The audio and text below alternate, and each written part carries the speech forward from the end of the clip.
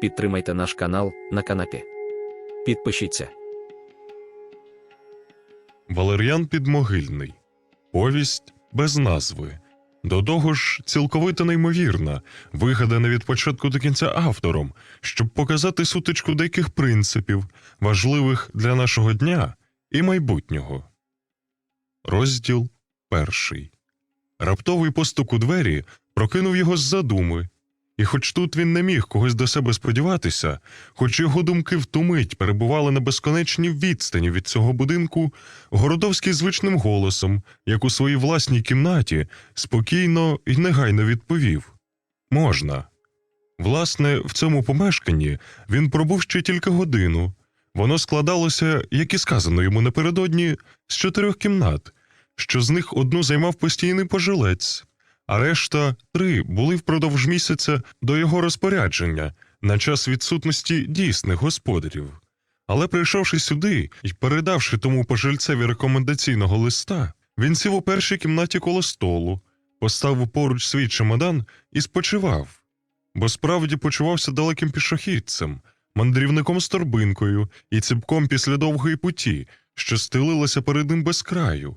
І це житло, якого він навіть не оглянув, було немов куреним при степовому шляху, зичливо покинутим на радість подорожньому.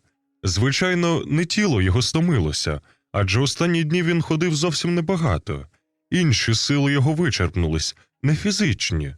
Виснажені маренням клітини мозку давали відчувати в голові страшенну сухість. Безумне прагнення, яким він був керований, кричало, не знаходячи поживи. Голод душі мучив його, пожерши всі крихкі сподіванки, в які звиродніли його надії. Тепер, підвівши голову до дверей, що були навпроти нього, Городовський побачив себе у чужій їдальні, чистій і дуже скромній. За ширмою праворуч стояло ліжко. Буфет, чи, власне, сервант, що закривав те ліжко збоку, був застелений вишиваною серветкою виробу Укркустпрому, і така сама скатерина лежала на столі, об який спирався його лікоть. Крім 2 дідівських портретів, у темних рамках і кількох сучасних фотокарток, на стіні висів невеличкий олійний натюрморт, розрізаний кавун у товаристві гірків і помідорів. Цей наївний затишок і глибока проміркованість обстанови огорнули Городовського ревним смутком. У кімнаті ліворуч, куди провадили другі двері, він відчув спальню з одним, чи, може, 2 дитячими ліжками під білими ковдрами. А праворуч – кабінет хазяїна, цератову канапу з квітчастим килимком, сосновий стіл до письма і шафу книжок з золотом на корінцях. Його розбурхана істота мимоволі з гірким докором схилилась перед тихим подружжям ладу і згоди, що панувало тут, випромінюючи ясну щоденну радість, оперту на працю, обов'язок і застарілу хронічну любов. Двері розчинилися. Увійшов досить літній чоловік з вусами, бородою і взагалі зарослим обличчям, постійний квартирант цього помешкання. «Ви вибачте», – промовив він густим і трохи штучним голосом лектора, «що я турбую вас у перший день вашого приїзду, але формальності. Канцелярія нашої домоуправи працює ввечері, і я сьогодні ж мушу вас заявити». Городовський дістав з кишені військовий білет. «Вистачить?» – спитав він. «Безперечно», – сказав одвідувач трохи лагідніше, немов перед тим сподівався від нового пожильця якогось опору. «З вас належить ще один карбованець на заявку. Надіюсь, ви не заперечуєте?» «Дякую», – сказав він, ховаючи документи й гроші. «Скажіть, даруйте цю цікавість, ви довго маєте в нас пробути?» «Тижнів 2, може 3, залежно від справ», – додав Городовський, щоб виправдати свою непевність. «Звичайно, але скажіть», – провадив він, сівши збоку, «як, власне, ви потрапили сюди? Тобто, в цю квартиру, розуміється?» «О, я тут зовсім випадково», – посміхнувся Городовський. «З хазяїном квартири я зовсім не знайомий. Це влаштувалось через одного приятеля». «Якого ви теж зустріли випадково?» – засміявся гість.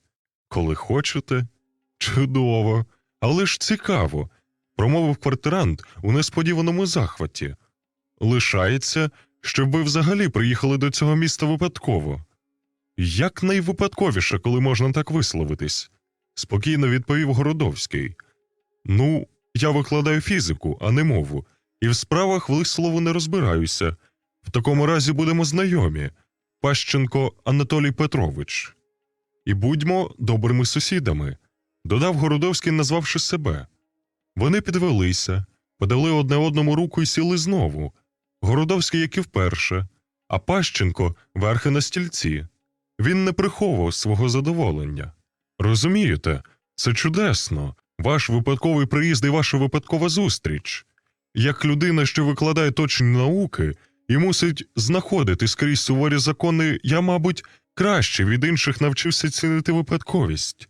А через те, що в моєму власному житті випадків було до смішного мало, хоч і серйозних, я навчився, крім того, любити їх. Що ви на це скажете?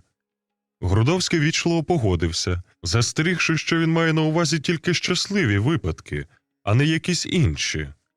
Незалежно, відповів Пащенко, незалежно від їхньої якості. Він раптом посміхнувся, від чого його обличчя зразу перемінилось, і Городовський здивовано помітив у його рисах щось неприємне, щось уперте, тупе, навіть хиже. Вся річ у тому, казав далі Пащенко, що випадок не може бути нещасливим. Суть випадку у тому, що він своїм втручанням ламає звичну чи завбачену лінію життя, а це завжди плюс. Чим було б людське життя без випадковості? Подумайте, і ви не зможете уявити собі нічого сірішого. Людське життя без випадковості не можна уявити, сказав Городовський. На жаль, вона становить його частину. Одначе, Пащенко зненацька підвівся і сухо надів окуляри. Ви, певне, хочете вмитися з дороги і, може, спочити.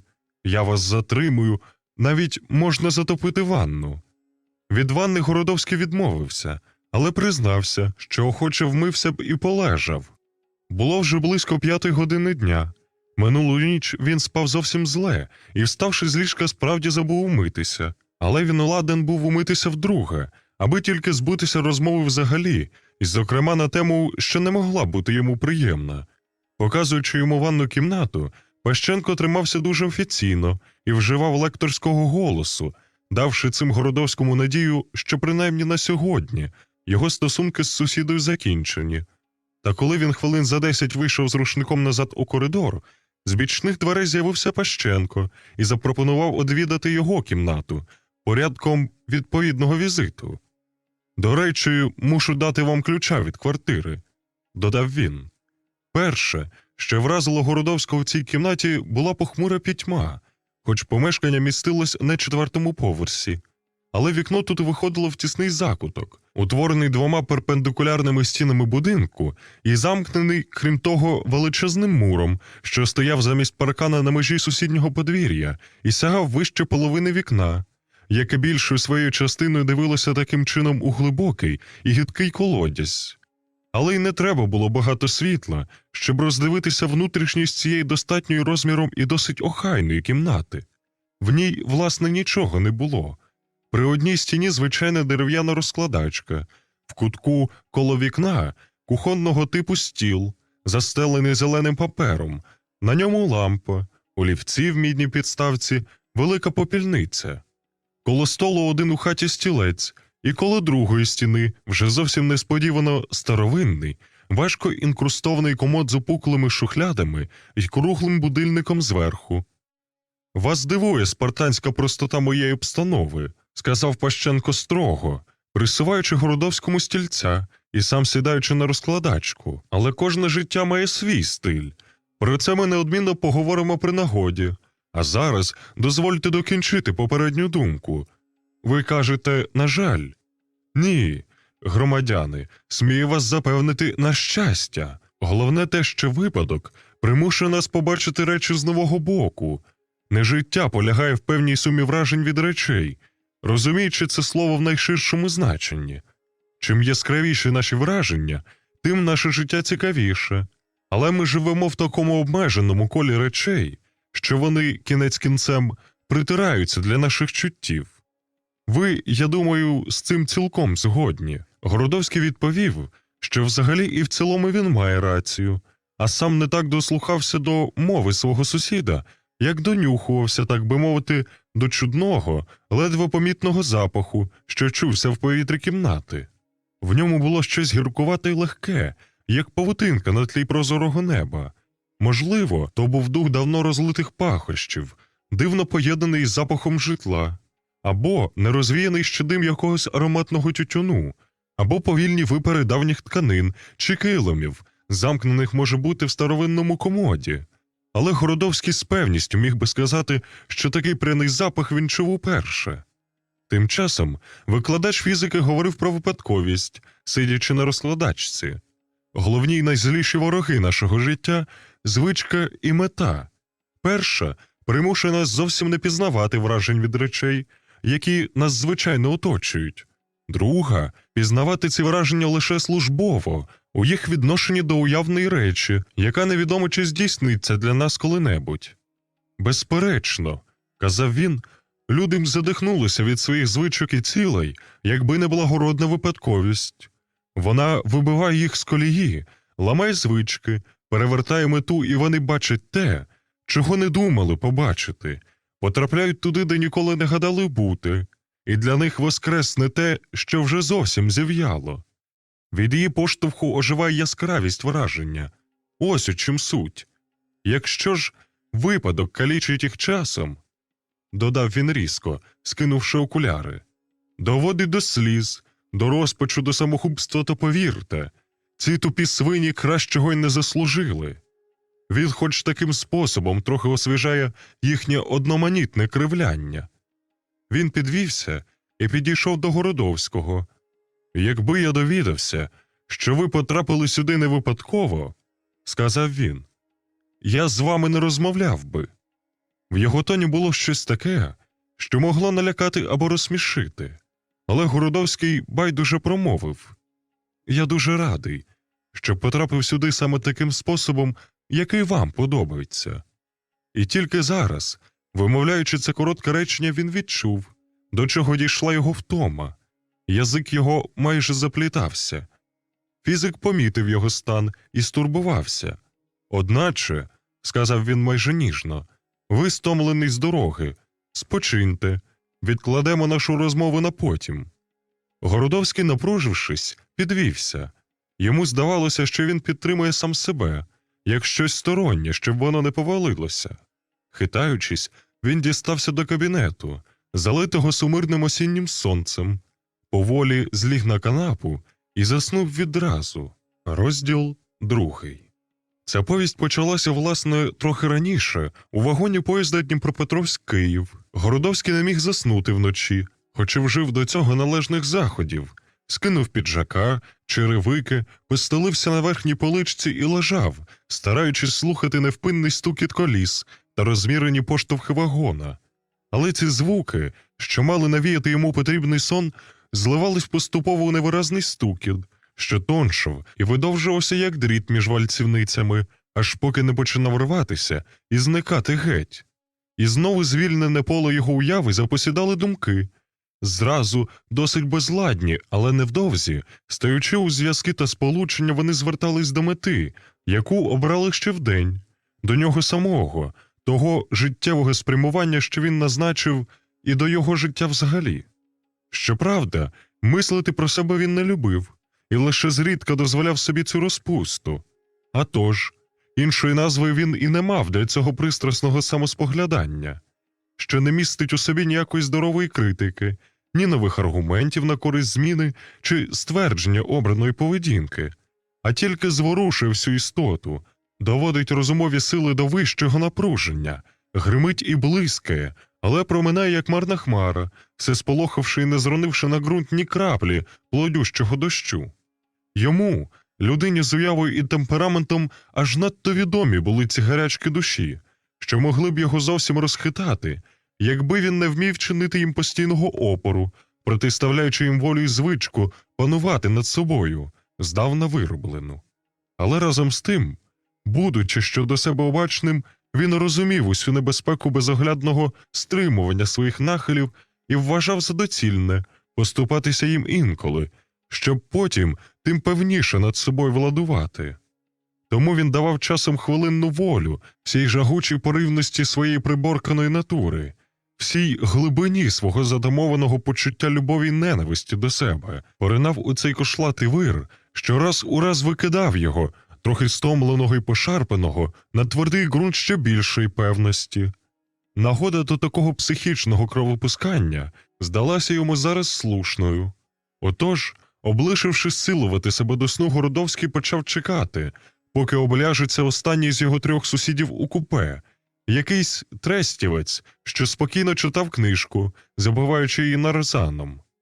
Нарешті з його пляшки вже нічого більше не полилося, коли він перехилив її над склянкою. Немов здивований цим, господарник замислився, потім погасив електрику, гадаючи, що всі його супутники вже сплять, і стримано захропів у недовгому часі. Тоді Городовський швидко взувся, взяв наопашки піджака і тихо вийшов у довгий коридор м'якого пульмана, освітлений матовими лампами попід стелею. Всі, крім нього, вже справді спали. Відхиливши стільчика коло вікна, він сів і притулився обличчям до шибки. За склом у сяві захмареного місяця нескінченно й темно розгортався рівний степ за чорними хвилями чагарів і дерев, посаджених понад залізницею. Час від часу цей неосяжний краєвид землі починав миготіти під ліхтарями полустанків, що швидкий поїзд поминав, не спиняючись, і зовсім зникав за будівлями там, де належалася зупинка. Тоді Городовський відсувався від вікна і якусь мить ніби засинав, чекаючи, поки не почнеться знову рух, за яким так вигідно і рвучко стелилися його думки, і поїзд знову рушав. Спочатку він перебрав події останнього часу. Днів 10 тому він у складі газетної бригади виїхав з Харкова до Дніпропетровська на ліквідацію прориву у вальцівному цеху металургійного заводу. Його дописи про це вже з'явилися в газеті 3 підвалами. Звідти він не виїхав до Києва. Ця поїздка була зв'язана з подією, яку не можна було назвати інакше як подарунком долі. У центральній пресі він працював уже 5 років, здебільшого в сільськогосподарському відділі, і за цей час написав майже 100 нарисів, на які дивився, як і належить журналістові, як на явище одноденного характеру. Зовсім не їх він вважав за мету своєї роботи, і як тільки його становище оформилося такою мірою, що заробіток почав давати йому деякі лишки, він узявся ретельно складати їх із смаком закоренілого скнари, бо поставив собі доконечне завдання забезпечити собі, починаючи з цієї осені, принаймні на рік уперед матеріальне існування, щоб мати змогу цілковито і спокійно віддатись написанню великої, надзвичайно важливої для його речі, в якій він щиро вбачав усю рацію свого дотеперішнього існування. Але, немов на потвердження старої приказки, що багатому чорт діти колише, півроку тому знайомий редактор одного з видавництв запропонував йому скласти з друкованих нарисів збірку про соціалістичну реконструкцію села. І те, що здавалося йому спрацьованою парою, несподівано ще раз закрутило маховик його фінансової машини. Його збірка була ухвалена до друку. А що друк цей відбувався в Києві, він вирішив заїхати туди на день з Дніпропетровська, щоб переглянути коректу, простежити за оформленням книжки, яку він почав кінець кінцем шанувати. Не тому, що вона належала саме йому, або мала якусь визначну вартість, а просто як облігацію позики, що раптом виграла в черговому тиражі. Але все-таки почував і гордість. Виходить, він справедливо може пишатися, що додержує кроку темпів життя, і що 3-й рік 5-річки теж є вирішальною у здійсненні його особистого плану. І якраз ця свідомість власних здобутків сприяла його рішенню віддатися саме цю ніч великому блудодійству самоаналізу. В міру переглядав Городовський внутрішнім зором це щасливе і остаточне зміцнення свого матеріального становища, цікавого для нього тільки тим, що воно давало йому на довший час змогу заглибитися в свою власну працю. Його обличчя прибирало дедалі напруженішого виразу, немов шкіра на ньому заклякла. Разом з вогнем на чолі він відчув дивну легкість голови і холодок очей, знаних супутників його піднесень. І його думка, уява, розуміння всі здібності, що тільки мав його мозок, зголодніло кинулося гризти його вчорашнього, позавчорашнього, його з передмісяця, року, 2 років, його з тих часів, як він почав бути свідомий, його минулі вчинки, його замислені і тепер доконувані наміри, і заразом його завтрашнього, його прийдешнього, що мав здійснити важке завдання, до якого нині він підступав. Правий він чи ні? Ти не маєш абсолютної певності. Ятрила його думка, якби мав її. Чи могла б я в тобі виникнути нікчемний хвалько? Я отрута, і ти дозволяєш мені жити в собі. Я свідчення кволості твоєї душі, і ти неспроможний мене знищити. Але він уперто відповідав на ці звинувачення. Я сильніший від тебе, тому терплю тебе в собі. Ти добродійний зародок неспокою, що не дає мені забути про мету. Ти гострий докір, що примушує мене йти вперед. Я люблю тебе як частину себе, як те, без чого моє життя стало б безбарвним животінням самотника без спокуси. Як людина, що звикла ховати свою таємницю так пильно, що навіть сама перед собою уникає до неї доторкатись, він мислив про неї і в спокій, і в бурю лише абстрактно, вживаючи безособові звороти та займенники. А втім, здавалося йому, ні він, ні ціла мова не знала на означення його задуму одного всеосяжного слова. І це невимовне він ще і ще у своїй тузі заприсягався зробити.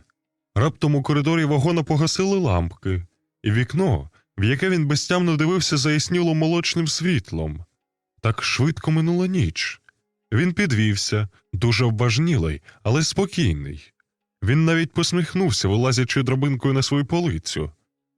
«Хай на цьому окошиться», – подумав. Розділ 3.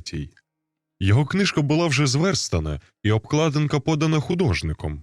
Цей художник, з яким Городовський познайомився тут, при цій нагоді у філії видавництва, невисокий і білявий, з м'яким розкошленим волоссям, страшенно зрадів, коли автор похвалив його роботу. «Ви знаєте», – сказав він Городовському якось зворушено і по-дружньому, «ніщо мене не тішить так, як моя вдала обкладинка. Здаючи обкладинку, я почуваю себе до деякої міри просто нахабою і разом з тим винахідником. Бо ж я графік ніякий. Моя спеціальність і моя любов – пейзажі. Всякі, знаєте, краєвиди, але любов рідко дає прибутки. Так і зо мною. Мої пейзажі прикрашають стіни моєї кімнати, можуть бути приємним презентом друзям, з'являються й на виставках, але, на жаль, не дояться. А за обкладинки платять. Тим краще, що я роблю їх пристойно. Дякую вам. І неодмінно прийдіть, подивіться на мої пейзажі». Він примусив записати свою адресу і пішов дуже задоволений. Покінчивши справи у видавництві, Городовський близько 4:00 пообідав і подумав про решту свого дня до вечірнього поїзда на Харків. Годилося б йому поспати якусь часинку, але брати кімнату в готелі задля 2-3 годин він вважав за розкіш, а знайомих, таких, щоб до них можна було прийти перепочити, він не мав не тільки в Києві, бо навіть у Харкові, де жив уже 5 років. Тому Городовський вирішив поїхати просто за місто і повалятись самотою на траві. Радіючи з того, що Київ на такі притулки багатий, він перебрав їх усі думкою і спинився на околицях Лук'янівки, де його вразила колись незвичайна свіжість повітря і соковита рослинність, що пашить таким потужним духом землі, який відчути можна хіба що в низинах Полтавщини. І він пішов за Укрвиконком до зупинки 4-го номера. Київ не був ні його батьківщиною, ні навіть місцем довгого перебування. Але він знав його чудово. Під час випадкових одвідин Городовський оглянув його зсередини і зокола. І його юнацькі домисли про місто краси й давнини себе потвердили. Весна була чудова в білому цвіті каштанів, але осінь він любив більше. Щось величне було в ній на сміливих схилах широких вулиць, що мов дрімали завжди під ударами копит і шелестом шин, зберігаючи невронено свою колишню дикість. Кам'яниці й брук, трамваї, авто не змогли подолати цих гордих горбів, що прийняли вагу міста не як тягар поразки, а як корону перемоги. І коли вересень, привітний і сумний, як мудрець, що пізнав марноту світу, але не зрікся її, посилай за Дніпра прощальні дерева трава на узбіччях відповідають йому пристрасною запашністю мрущого зела, зворушеного раптовими нічними дощами. Весна тут була рожевим дівчам, що бездумно марніє від жадоби літа, а осінь – голубою жінкою, що не хоче пережити свою вроду.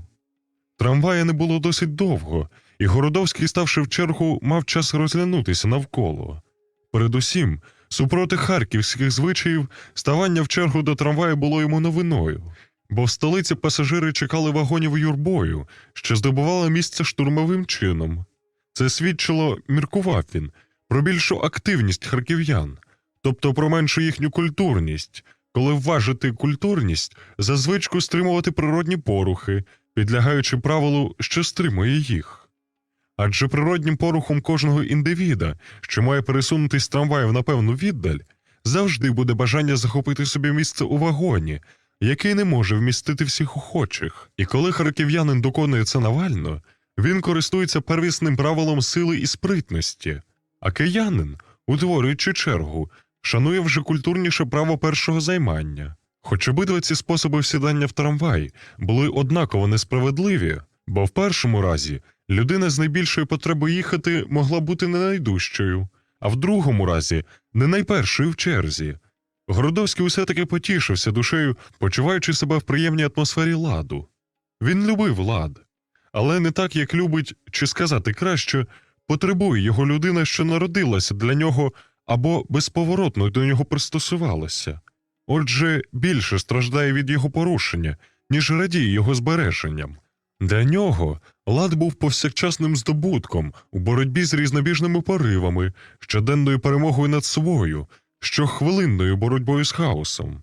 Якщо не так часто доводилося йому витримувати, як цієї ночі, генеральні бої з собою, то скільки разів траплялося поборювати дрібні на позір забаганки, що блудно прикривали лице справжніх, великих небезпек. Хіба не почував він іноді солодкої приємності лягти спати, покинувши на столі гамузом папери й книжки, а вранці йти з хати, лишивши позад себе неприбрану постіль? І тим суворіша була його радість, коли він, оханувшись, ретельно прибирав по собі все до найменшої порошинки. Тому він любив лад ревниво, не як щось природнє для себе, а як доконечне, чого боявся позбутись. Черга вигнала спокійним, досить мальовничим півколом, і Городовський, стоячи майже в кінці, міг бачити її втричверті.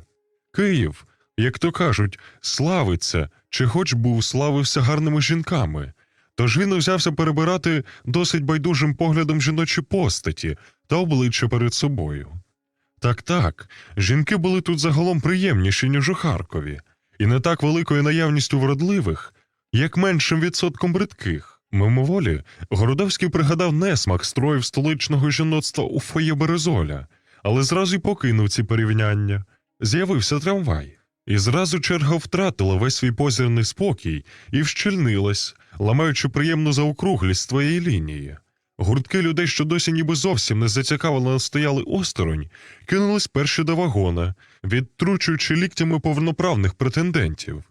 У дверцях сталася жахлива тиснява із криками, і чудова черга вмить обернулась на безладну, розлючену юрбу, що безоглядно пхнулася вперед. А що Городовському не було куди власне квапитись, і достатньої чинності в руках він не виявив, то натовп, ніби помщаючись йому за пасивність, щораз далі відштовхував його назад до крайнього кола старих жінок, калік та всякого іншого легкосилого і непримітного люду. У Харкові все-таки чесніше. З посмішкою подумав Городовський, але тільки це встиг подумати, побіч нього прийшла жінка, яку він ще й міг добре постерегти за миготінням голів і тулубів. Але враження від неї дістав дуже чудне, таке яскраве, що мимоволі вийшов геть, щоб краще її роздивитись. Хоч справді не тямив, що він робить, чому і нащо.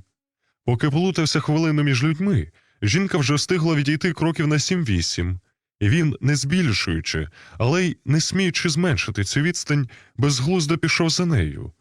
Тобто йшов він досить повільно, але серце в ньому задихалось, як від довгого, скаженого бігу. Він почував, що вже ледве може переступати, і до цього прикрого скваління тіла раптом долучився різкий голос сорому, гордощів, обурення. Він серйозна людина, що має свої важливі завдання і може допуститись такої нісенітниці, як уганяти за випадковою спідницею. Отак, з доброго дива стеряться, як жовторотий хлопчак. Ганьба, просто ганьба. Спинися, Андрію, ти смішний. Андрій Городовський спинився, але досить жалюгідно, як заблуда в лісовій гущавині. Йому здалось, що він ступав за нею нескінченно довго, але, озирнувшись навкруги, побачив, що й півкварталу не відійшов хрещатиком від зупинки, де щойно стояв. Він повернувся. Він мусив повернутися в протилежний бік і тихо посунув геть, пригнічений і похилий. Аж ось побачив перед себе великий напис «Пролетарський сад. Музика, атракціон, естрада», що ввечері мав зайнятися електрикою, і пробрався вгору широкими сходами. Він потребував посидіти, спочити після несподіваного струсу, що так глибоко його збурив. В саду такого раннього часу людей було обмаль, здебільшого діти з няньками, підлітки, стареча. Городовський сів на першу ліпшу лавку навпроти порожнього оркестрового кону і, поклавши на коліно свого плаща, спробував передусім здати собі справу з дивного випадку, що допіру йому трапився. Його сліди він почував у собі доста виразно, щоб сумніватися в його незвичайній силі. Якась огида до себе, похололість рук і невичерпна втома. Усе це свідчило за те, що він дізнав сильного, виняткового переживання, трохи подібного до страху, якби страх міг бути такий принадний, що він цієї жінки не бачив досі ні вочевидячки, ні, як то буває у вісні чи в любосній мрії. Цього він був цілковито й абсолютно певен. Він побачив її щойно вперше. Це було ясно. Чим же вона його так нагло причарувала? Городовський мляво посміхнувся. Причарувала. Це слово здається смішним людині, що має як-не-як за плечима 29 років, з яких більша половина проминула в добі революції. А втім, узявшись міркувати щиро, він мусив собі признатися, що й це чуже слово причарувала, забліде. Тієї хвилини, яку він зараз, стенувшись, уявив, його обернуло зненацька на щось мале, нікчемне, але несамовито прагнуще. З цього й виникло в ньому почуття ущербленого гонору. І що ж вона мала в собі таке притяжне? Він зараз гаряче пошкодував, що бачив тільки так побіжно її обличчя, і що вона, ідучи поперед нього, жодного разу не обернулась. Ні-ні, ніякою надією він себе не тішив, що, озирнувшись, вона могла б спинити на ньому погляд і вирізнити його серед інших. Як один із загалу, він зовсім не виглядав так, щоб на нього могла, зокрема, звернутися жіноча цікавість. У всьому зовні він був приблизно середній, особливо обличчя, він знав це, мав якесь мляве, і очі досить невиразні. Хоч знав також, що такий вигляд він сам собі почасти виплакав, і що в хвилини, коли він розв'язував себе, у хвилини піднесень і пристрасної задуми прокидалось, оживало його лице і спалахували очі. Але ж не серед вулиці, і не з такої нагоди могло це статися. Ні, коли зараз йому заболіла думка, що не придивився до неї ближче, то тільки через те, що сподівався тепер знайти в її образі хоч якесь пояснення своєму пориву. Тому напружив якоміг уяву, викликаючи її постать перед очі.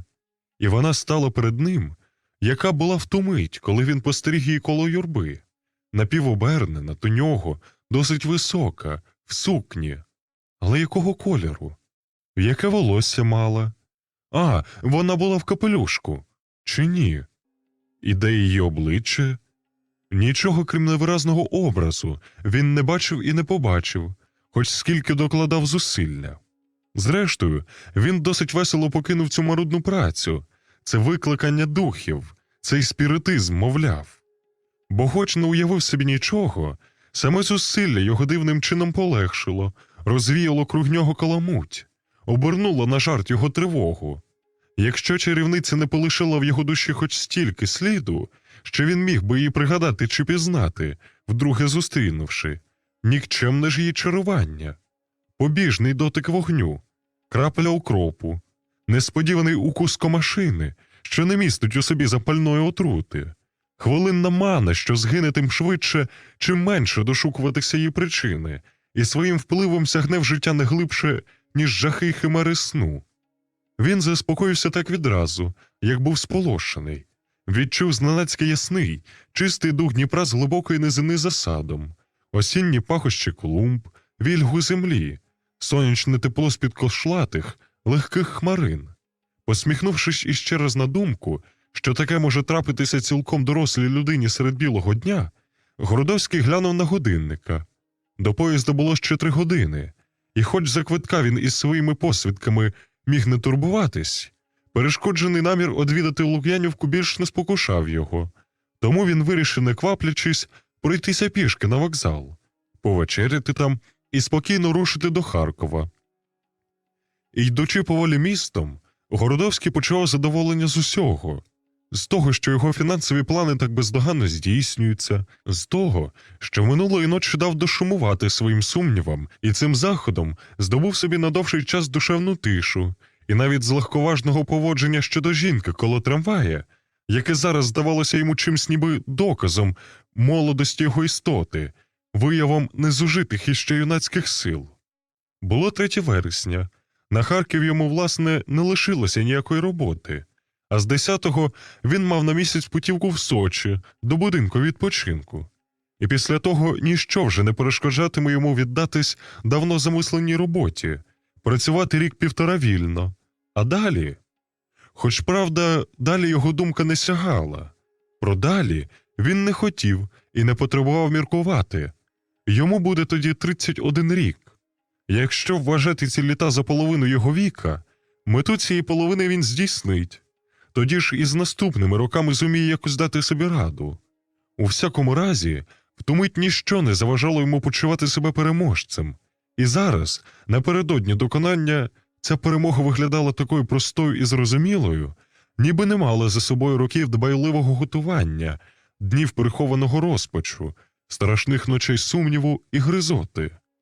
Як на образі вправного різьбяра, на стежці, що він протурував, не лишилося слідів чорної роботи.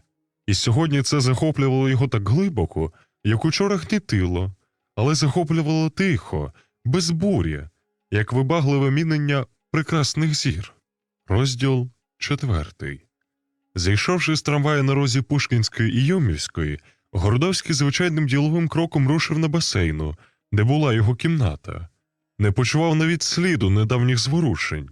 Думка була чиста, душа прозора і строга, єдина і певна, і обрана путь не менш ясна, як шлях від зупинки до помешкання. Гризучі сумніви перед минулої ночі і дитячу мрійливість минулої він виконав разом з проїзним квитком на харківському пероні як знецінену і непотрібну вже річ, що все-таки йому послужила. Прочистив себе, думав він спокійно, підіймаючись сходами на 3-й поверх. І це вже надовго. Відімкнув вхідні двері, потім двері до кімнати з коридора. Увійшов, відсунув фіранку і розчинив вікно. Тоді скинув плаща, виклав з валізки на письмо листів папери, вмився, переодягнувся. Потім, поміркувавши хвилин кілька, сів до столика при вікні і заклав у свою випробувальну машину чистий аркуш. Але в ту мить двері до його кімнати тихо прочинились, і в них увійшла Зінаїда Михайлівна, сусідка по помешканню. Була в добірному, блідого шовку халаті, блакитних пантофельках, лагідна в руках, з своєю несміливою усмішкою і, як завжди, привітно заклопотана. В руці тримала кілька листів, його пошту, що зібралася за час відсутності, і привітала з поверненням. Городовський подякою підвівся. З її вбрання, з того, що вона ввійшла без попередження і не зробила руху відійти, виконавши послугу, із невимовної м'якості і постав він зрозумів, що її чоловіка немає вдома, ба більше, що він десь у відрядженні і ще взагалі в помешканні, крім них двох, немає і не буде ближчим часом нікого. Коли він підходив, вона дивилась на нього нерухомо, ясними, синіми очима, і її усмішка стала мрійною. Він узяв її руку, він цілував ту руку, почуваючи тиху млявість її тіла, і любосний дрож, що лоскотав пушинками її шкіри йому уста. Невимовлена згода і разом з тим непричетність до неї, Дозвіл, немов даний тільки з доброти в немисленому ваганні, безоглядна готовність і, попри неї, мовби змушений опір у кожному кроці, в кожному лінивому, тягучому русі. Вся досконала гра, так добре йому відома, знову ятрила його, знову збурювала, розв'язуючи в ньому шалені, розхристані сили. Він задихався в запамороці, і що дикіший, що неподібніший до себе ставав, то щільніш облягали його соромливі обійми переможеної і вдячної незайманості. Так було щоразу вже 2 роки. Так сталося воно й уперше, коли ця жінка, нивче й помічна добре у випадкових хатніх зустрічах, несподівано прийшла і своєю мовчанкою, потаємними змовницькими поглядами і витонченим непротивленням злу за півгодини примусила його себе взяти. За все своє життя він ніколи не шукав жінок, але й не уникав їх ніколи, коли випадала нагода зручно, без зовнішніх і внутрішніх ускладнень з ними зійтися. Від цих взаємин він, звичайно, не зазнав глибшого переживання, але взагалі почував до своїх партнерок легку прихильність, що не ставало ні прикрістю, ні жалем після розлуки, також випадкової, як і саме поєднання.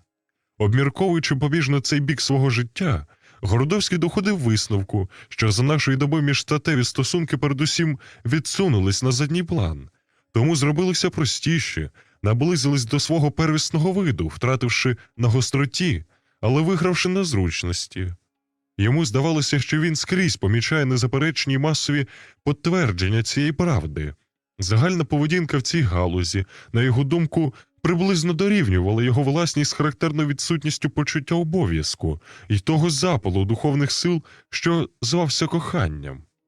Це й не було, гадав він, дивним, бо самий час був надто напружений, щоб давати і людині змогу напружуватись безконечної потреби. Адже життя поставило перед сучасною людиною незрівняно вище за кохання, вище за все індивідуальне й особисте цілі, і в світлі цих вимог не могла не потьмарити яскравість любовного пориву. Так він коротко формулював свої нотатки про стан духовного життя, власного і своїх сучасників, тому цілком спокійно ставився до невибагливої форми своїх любовних зв'язків.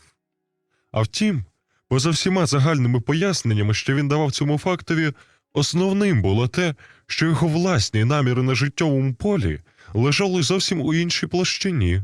Він нагадував собою ті натури, що звуться цільними, тобто мають у своєму існуванні домінанту, якій усі інші потреби і пристрасті підпорядковуються або зовсім відкидаються. А втім, тільки нагадував, бо ознака справжньої цілісності натури та, що вона лишається цілісною без спонуки.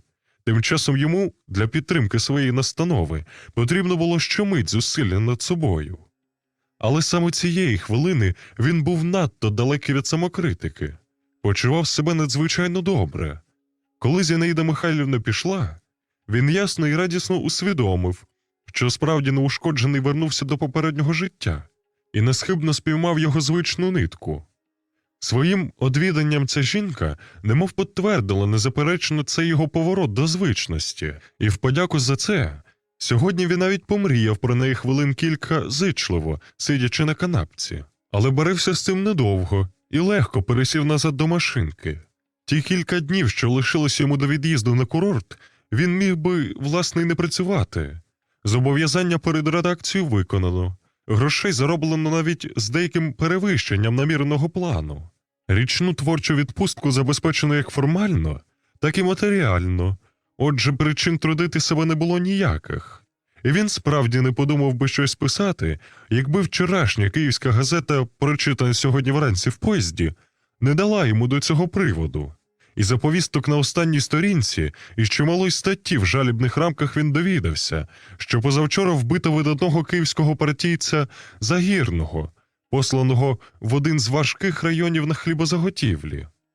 Убито звичайним куркульським способом, увечері з-за рогу, коли Загірний вертався з загальних зборів. Переглянувши сьогоднішнього комуніста, Городовський переконався, що це вбивство було республіканського значення і стало приводом до передової статті про потребу нещадної боротьби з куркульським терором. Тому він визнав політично потрібним відгукнутися на цю свіжу подію нарисом про кілька подібних актів класової помсти, відомих йому з перших часів колективізації села, в якій він брав активну і тривалу участь. Тільки перше речення завдало йому, як і завжди, мороки. Довелось попрацювати гумкою і навіть викинути один зовсім протертий аркуш. А потім рядки полились спокійно і досить доладно. Через годину він сидів уже коло столу, виправляючи надруковане. Як і всі його писання, воно не відзначалося якоюсь особливою художньою силою. Він знав це, але це ніколи не стримувало його й не бентежило. З нього було досить, що його цінять як сумлінного і відданого працівника преси. І сам цілком щиро був далекий від думки про якесь видатне у ній місце. Перечитавши і підкресливши для курсиву коротеньку присвяту пам'яті Сергія Загірного, він, забравши рукописа в портфель, пішов його здати і підготувати до від'їзду свої справи. Розділ 5. Десь тільки близько 7 він вернувся, пообідавши додому з повним портфелем свіжих газет. Було ще досить світло, але він спустив занавіску і засвітив коло столу електрику. Та перше ніж розглянути принесене, окинув оком свій минулий день і визнав, що зробив багато, майже все, крім кількох дрібниць. Отже, решту днів перед від'їздом матиме цілком вільні для читання, для одвідин кіно і театрів. Потім місяць абсолютного спочинку, місяць моря, безтурботності, незнайомих людей, до яких почуваєш мимовільну прихильність тому, що не сподіваєшся зустріти їх ніколи більше, місяць безмислення і генерального неробства. Тоді праця, найвідповідальніше з усього, що він робив, у якій мусив скласти важкого іспита перед самим собою. Ця праця і її наслідки справді покажуть йому, чи йшов він до певної мети, чи тільки афішувався цією метою, тільки задавався, як брехливе хлоп'я, не маючи сміливості визнати свою нікчемність. Пекучі мрії про момент, який ось через місяць мав настати, не покидали його майже з того часу, як він вирішив піти в газету, протягом 5 років повних захвату, що сягав іноді якихось екстатичних марень і зневаги, що повертали його хвилинами в стан безформної нечутливої плазми. В цих стінах, сам один у кімнаті, де на всіх речах зовні лежала печать найрівнішого духу, він падав і підносився, був вічним прокляттям собі й безмежним благословенням. І от майбутній рік мав розв'язати ці нестерпучі сумніви, лишивши його спосіб життя таким, який він є, або змінивши його в корені, або й зовсім це життя урвавши. Але зараз почував, що здійснить легко своє заповітне, так легко, як написав сьогодні газетного нариса. І хоч обмірковувати деталі замисленої роботи не входило до його передкурортних намірів, він усе-таки не міг стриматися, щоб не оглянути господарчим оком свої шухляди. О, порядок у них був досконалий. Розташування зошитів і тек, що там лежали, від настроїв свого упорядника було зовсім незалежне. Він виймав їх одне по одному і поволі гортав. Уривкові записи, назви місцевостей, хапливі замальовки, діалоги, порізнені влучні вислови і окремі слова. Багатющий матеріал пильних спостережень, який воскресав під його нечутним поглядом. Поєднувався в окресленості, обертався в пам'яті неживих людей, оживав з натяку широкими подіями, набував кольорів такої яскравості, що Городовський мусив перемогти себе, щоб не кинутися в роботу зараз. Посміхнувся сам собі, як нетерплячій дитині, що поривається здобути бажане без дозволу старшого. Але цей порив його неймовірно потішив, і щоб не спокушати себе далі, він замкнув шухляди і взявся до новин. Проте не встиг він розрізати й першої книжки, як дзвінок забрящав тричі, тобто до нього, і Городовський вийшов відчинити досить охоче, бо зрештою нічого не мав проти візиту, який би він не був. Відчинивши двері, він усе-таки трохи здивувався, і, треба сказати, радісно. «Прошу, прошу», – сказав він. У кімнаті він послужливо прийняв від одвідувачки пальто і капелюха, і коли та досить бурхливо поцілувала його, він відповів їй тим самим. «Звідки ти довідалась, що я вже повернувся?» – спитав він, не випускаючи її рук. У редакції? Звичайно, ти сам і не подумав зголоситись. Поганий. Так, він не тільки не подумав зголоситись, а навіть ні в подорожі, ні вернувшись додому, не згадав жодного разу про її існування. За день перед від'їздом він познайомився після зборів з цією присяжною, стенографісткою видавничих і літературних нарад, і випадково вийшов разом з нею. Розмова по дорозі дуже легко, без великого намагання з його боку привела її до нього в кімнату, звідки вона пішла досить пізно. Звали її Тоня. Це була негарна дебела жінка, але жвава, весела, напориста. Вона збудила його відразу. Щодо неї він не питав, які саме міркування примусили її зійтися з ним так несподівано, але був певен, що ці міркування теж не сягали глибше забаганки або просто незадоволеності. Бо під час минулого побачення, віддаючи належне його потузі, вона кілька разів поскаржилася на теперішній занепад чоловічої статі під цим поглядом. «Просто сором за них», – сказала вона, – «але в тобі я не помилилась. Ти не показний тільки з вигляду». Подивилась вона невимушено як людина, що йде навпростець до своєї користі, і своєю примітивністю якось глибоко задовольнила його морально. Її вульгарність здавалась йому особливим і досить високим стилем, який не кожна жінка спроможна мати.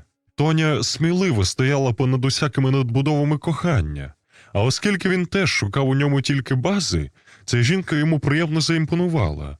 Він навіть пригадав, що минулого разу, прощаючись з Тонею, він подумав про неї як про рубанівську жінку сучасності.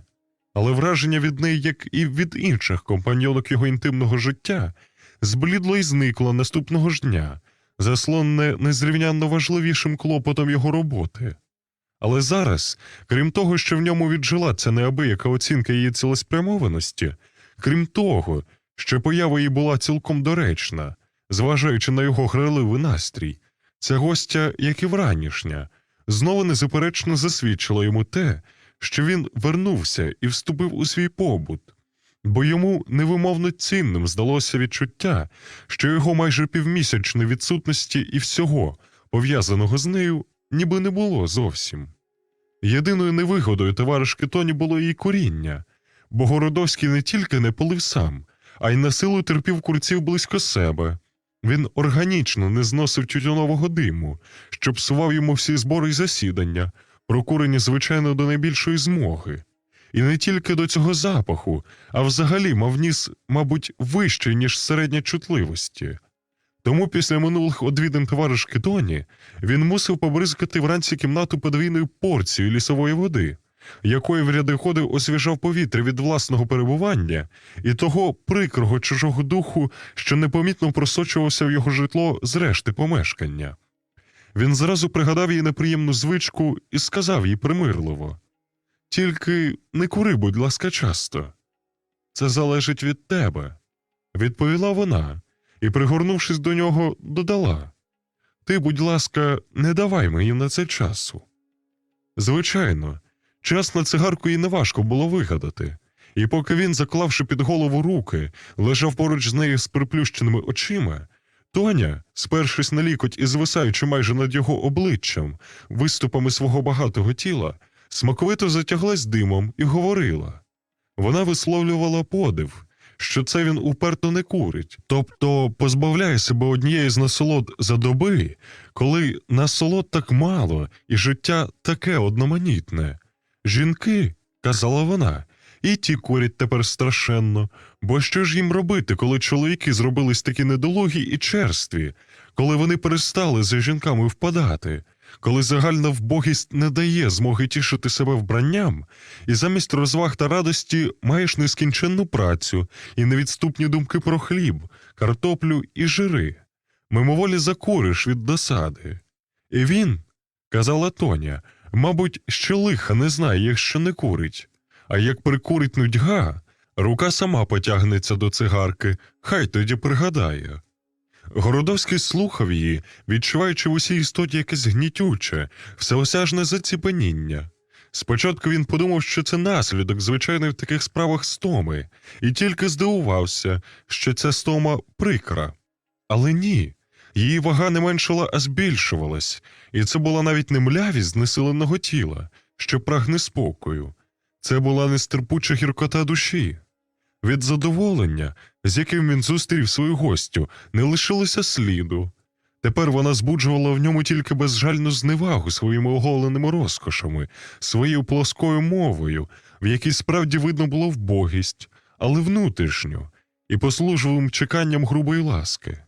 Ба більше, за її спиною він немов побачив ще жіночі тіла, такі самі холодні, неймовірно чужі, що протягом років поділяли по черзі з ним цю незмінну канапу, і відчув ненависть до них за те, що вони приходили, і до себе за те, що приймав їх.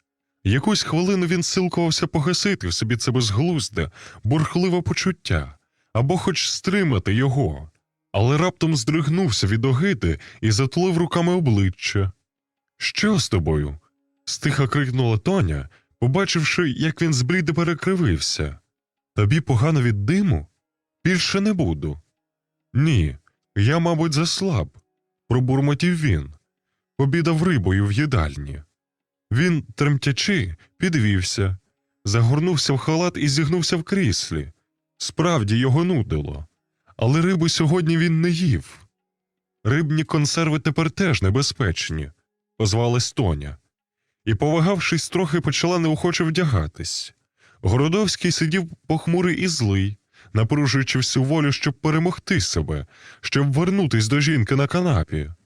Стіпивши зуби, він кричав сам собі, що у відповідь на цю дику розгвинченість мусить затримати Тоню до ранку, а передусім заборонити їй одягатись. Але кожне його зусилля викликало тільки нову спазму огиди, і він мовчав, схоплений колючим нервовим холодом.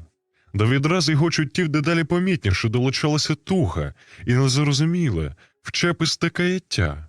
Так ніби в ньому оголилась і защеміла від цього струсу далека, давно вже забута провина. Нарешті Тоня впорала себе і запропонувала йому кілька відомих засобів проти шлункового захворювання – крапелі іноземцева, рецину, гарячий компрес. Причому вона ладна була сходити в аптеку і навіть нагріти на примусі воду. Але Городовський відмовився, запевнивши її, що ця дрібничка зліквідується сама собою. Тоді Тоня заявила, що мусить принаймні завтра одвідати його, що якраз завтра вона вільна цілий день, а для перевірки, чи справді він видужав, вона зуміє добрати спробу. І пообіцяла прийти не пізніше, як о 10-й вранці. Ця обіцянка вжахнула його так, як не вжахнула б найстрашніша загроза. «Я завтра їду на місяць до Сочі», – відповів він.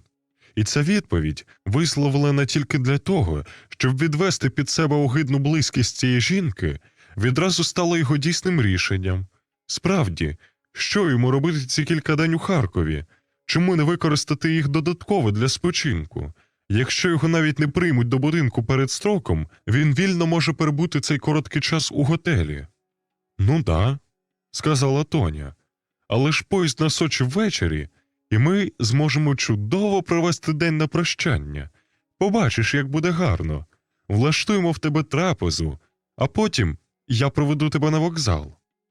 Охоплений розпачем від її напосідання, він намірявся вже послати під 3 чорти, вигнати геть цю хтиву тварину. Але знову рятівнича думка спала йому, і він спокійно відповів. «Так то поїзд, але я вирушаю літаком, тобто о 8-й ранку». Це роззброїло Тоню цілковито. Вона могла взяти з нього слово не забути її, як цього разу, і конче писати її на редакцію. «А все-таки заскочу перед обідом», – додала вона. «Може, ти спізнишся або не достанеш квитка». Коли вона пішла, ніжно поцілувавши хворого в чоло, Городовський люто схопився з крісла і відразу відчинив вікно, щоб провадити цигарковий дим і нудкий запах її присутності. Потім добув із шафи пульверизатор і блідий, розхристаний ходив по кімнаті, бризкаючи по всіх кутках сосновим екстрактом. Розділ 6. О 7:45 в плащі з чемоданчиком в руках Городовський був уже на аеродромі. Квитка він потурбував замовити собі ще вчора ввечері телефоном і за свій відліт почував себе цілком спокійним. Але інші справи його помітно непокоїли. Сівши на дерев'яну лавочку коло дерев'яного ж будинку аеропорту, що трохи нагадував йому китайську пагоду, Городовський поволі обводив очима широке, вкрите поруділою травою поле, де там і там стояли привітні білі апарати. В основному його клопотали дві речі. По-перше, раптова нехідь, чи, сказати щиро, просто збридження до бідної Тоні. Чим справді завинила перед ним ця жінка? Адже справедливість вимагала визнати, що вона шукала в ньому тільки те, що і він у ній. А коли робила це одвертіш, ніж усі інші, то її можна було тільки похвалити за прямодушність. Якщо він мав право звести цей бік життя до примітиву, то безперечно. Друга сторона цим правом могла користуватись так само. Якраз Тоня була жінкою, про котру він навіть мріяв іноді, справжньою і невимовною товаришкою в насолоді, якою не варт ні гребувати, ні себе зв'язувати. Так чого ж він зрештою хоче? А втім, не цим збридженням до даного об'єкта він дорікав собі найгірше. Тоня могла йому розподобатись, це не важить. Хай він навіть занадто ясно побачив у ній самого себе, але хто може примусити людину довгий час дивитись на себе в дзеркало? Адже так бувало раз у раз. Або він жінкам, або вони йому переставали подобатись. Хай цього разу він виявив зайве й дивне роздратування, але не в цьому, зовсім не в цьому полягала його провина. Він міг мати які завгодно почуття, раптові, бурхливі, химерні, суперечні, і мав їх справді. Але досі не було ще жодного випадку, щоб він не міг їх перебороти, щоб свідком їх став хтось інший, щоб вони випорснули з нього перед людські очі. Вчора було порушене те вміння панувати над собою, яке він уважав за досконале. Хтось бачив його перекривлене лице, хтось почув його здушений голос. Ось у чому була його вчорашня поразка. Дрібність нагоди, з якої вона сталась, не мусила його обманути, бо він, інженер з освіти, якнайкраще знав, що найменша поломка, коли її не залагодити вчасно, згодом розладить усю велику машину. Його механізм дав перебій. Ось що його тривожило, щоб не сказати лякало. Городовський прикро здригнувся, пригадавши ніби вмисне яскраво, як він у халаті на голе тіло, босий, несамовитий, оббризкував учора кімнату, вирікаючи прокляття. Це, безперечно, нерви, наслідок перевтоми, перенапруження душі. Треба тільки відпочити глибоко, і всі ці неприємні симптоми минуть безслідно. Цей спочинок збереже і зміцнить його, захистить від сил руйнування, які носить у собі кожен, хто підважує в житті великі наміри. Отже, його рішення податись на курорт негайно було усіма сторонами слушне і рятівниче. І дивно тільки, що разом з радістю від'їзду в ньому знову бриніла скорбота, що нечутно спрямовувала його погляд назад, у збляклі літа юності. Тим часом зібрались пасажири, і в авіабудиночку, що, здавалось, дрімав ще досі, почався рух. Коло одного з апаратів ожили постаті, що і раніше там поралися помалу, і ось розлогим подвір'ям у всій урочистості й самоповазі поволі пройшла закутана постать літуна. Невдовзі від апарата, що зичливо загудів пропелером, зроблено кілька помахів білим прапорцем. Пасажири, прийнявши це запрошення, підійшли щільно і за допомогою незручної драбинки одне по одному проникли в черево велетенської бабки. Тепер літак, узявши вищу ноту, поволі зрушив з місця. Тремтячи всім своїм єством, він, як покалічний птах, пересувався колом по грудкуватій землі, незграбно стаючи проти вітру. І раптом з переможним, оглушливим шумом понісся вперед. Городовський, що літав уже не вперше, пильно дивився у віконце поруч сидіння, який завжди стараючись спіймати момент, коли апарат відірветься від ґрунту. Але й цього разу підйом він помітив лише тоді, коли літак був уже на добрий метр над землею. І, як завжди, він по-дитячому цікаво споглядав у діл, де невпинно меншали речі, окреслювались контури і наростала радісна, незорна глибина. Сьогодні він мимоволі пригадав той день, коли теж бачив місто згори вниз, хоч з далеко менш поважної височини.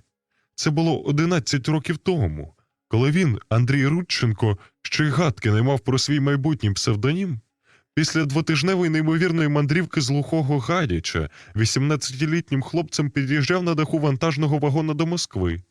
Яка різниця між цим вигідним літаком з м'якими, пружинистими кріслами і тією труською, смердючою теплушкою, де він прихистився тоді серед лантухів, вузлів і липучого сміття, серед густої маси спітнілих людей у шинелях, сіряках і латах? Яка різниця між певною, розвіданою дорогою, що стелилась перед ним тепер, і тим туманом, що нависав тоді над його шляхом, невиразним і сутужним? Він пускався тоді в невідоме, він відчував це невідоме як моторошну височинь, як безодню, у яку звергався, але колеса йому кричали «Вперед! Вперед!». Як і багато юнаків, сповнених непереборної і боязкої віри в себе, він робив тоді свій великий крок у життя. Накресливши широке коло над містом, що з тієї точки зору здавалося потоплим у садках, літак пішов угору на південний схід. Сонце, що пробилось нарешті з-поза сірих вранішніх хмар, щедро кинуло промінням у шибки, примусивши Городовського приємно заплющити очі. І хоч сонце потім не раз знову пірнало в пухку гущавину, він довго не розкривав їх, віддавшись нечутній дрімоті. Рівний рев мотора колисав його, і хвилини, коли літак напружено набирав височинь, даючи відчуття могутнього фізичного пориву, наповняли його душу піднесенням.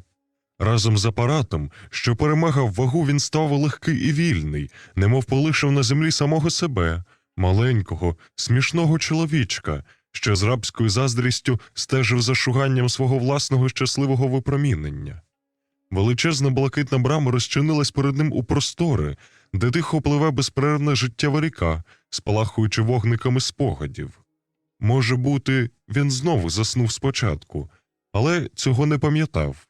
У всякому разі йому здавалось, що нитка марення, не перериваючись ні разу, привела його до незнаної, зрештою події, що стосувались до його безумної подорожі Гадяч-Москва. На станції, назву якої він уже не пригадував, йому разом з усім загалом пасажирів довелось зробити чергове висідання з вантажного поїзда, що не йшов далі, і чекати залізничної нагоди продовжити свою путь. Маленька станція не могла вмістити всіх прибулих до її скромних берегів людей, що обсіли навколо просто на землі, як важка зграя сірої і стомленої сирени. Ніяких надій на поїзд до завтрашнього ранку не могло навіть бути. Перспектива ночувати під чистим небом, хоч би й до початку осені, була б молодому мандрівникові зовсім неприємна, якби трапилося йому ще тільки вперше. Але таких випадків протягом 200 верст пройденої вже дороги він зазнав досі 5.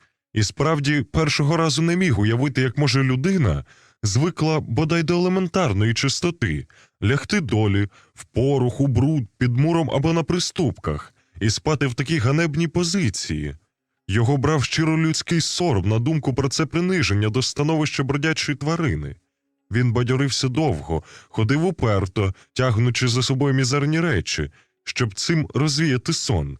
Він страшенно мучився морально, аж поки не настала щаслива мить, коли всі міркування вискочили з його голови, і він упав під деревом, пригорнувши обіруч до себе своє манаття і заснувши з якоюсь отчайдушною насолодою. Тепер така ночівля його вже не дивувала, і він спокійно зважував можливості розташування. Місцевість за водогінною баштою з 2-3 кущами здалась йому найпридатнішою, але підійшовши, він знайшов цей пункт зайнятим, до того ж дівчиною чи, може бути, молодою жінкою з великою кількістю вузлів і кошиків. Було очевидно, що з огляду на свої речі вона шукала захисного куточка, де б її могли найменш потурбувати люди, зокрема злодії. Тому поява Городовського її глибоко збентежила. Але молодий хлопець сам так стурбувався і так щиро виявив бажання відступити, що дівчина чи молода жінка, відразу переконавшись у його чесності, запропонувала йому по черзі спати й вартувати, як це часто практикувалось за тогочасних подорожей, навіть між незнайомими людьми, охопленими раптовим і здебільшого безпомилковим довір'ям. Він охоче погодився і, щоб зміцнити дружбу, запропонував негайно повечеряти хлібом, салом і цибулею, які він у достатній кількості захопив з дому. А від себе його нова попутниця додала пиріжків з картоплею. Тим часом зовсім смеркло, і вони, умовившись про порядок вартування, першу чергу якого взяв на себе Андрій, зручніше розмістилися під кущами. Почуваючи себе в безпеці, дівчина чи молода жінка спокійно заснула, а він сумирно сидів на своєму клунку, підперши голову кулаками. Чудні почуття виникали в ньому. Ніколи він ще не знав жінок, хоч залицявся до симпатичних гімназисток. З кількома навіть ходив під руку і цілував їх під ворітьми на прощання. Це було цікаво і дуже приємно. А зараз почував щось урочисте. Спочатку довго дивився на обличчя жінки, де місяць клав крізь неспокійний лист легкі й мінливі відсвіти. І перед очима в нього це обличчя набувало щораз більшої краси. В його душі розросталась велика, неосяжна ніжність, і він, не мігши витримати цього споглядання, узяв її руку і почав торкатись до неї своїм лицем, торкатись до кінця, не помічаючи часу і заворожуючи себе цими дотиками. Потім нахилився і тихо, в таємничому екстазі цілував її волосся, чоло і очі. Дедалі більше могутніше сп'яніння його стискало, і раптом він заплакав від щастя, що вихлюпнулося за вінця його єства. Плакав беззвучно, не витираючи сліз, бо кожна з них спливала по його щоках краплею незглибної насолоди. Чи довго це було? Можливо. Потім настав спокій, світлий туман свідомості, в якому ледве чутно ворушилося серце.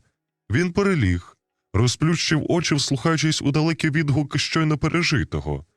Так застав його туманний, вогкий світанок.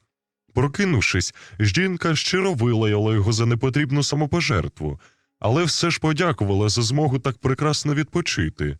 Він бурмотів невиразні пояснення свого вчинку, охоплений убивчим соромом. Чи не помітила вона його шаленства? Але ні, вона просто виспалась, посвіжіла, але як далеко було їй до того, кого він так пристрасно любив цю ніч. З тугою в серці, неймовірно виснажений неспанням, він допоміг їй усісти в вагон, а сам умисне сів у інший, щоб більш ніколи її не побачити.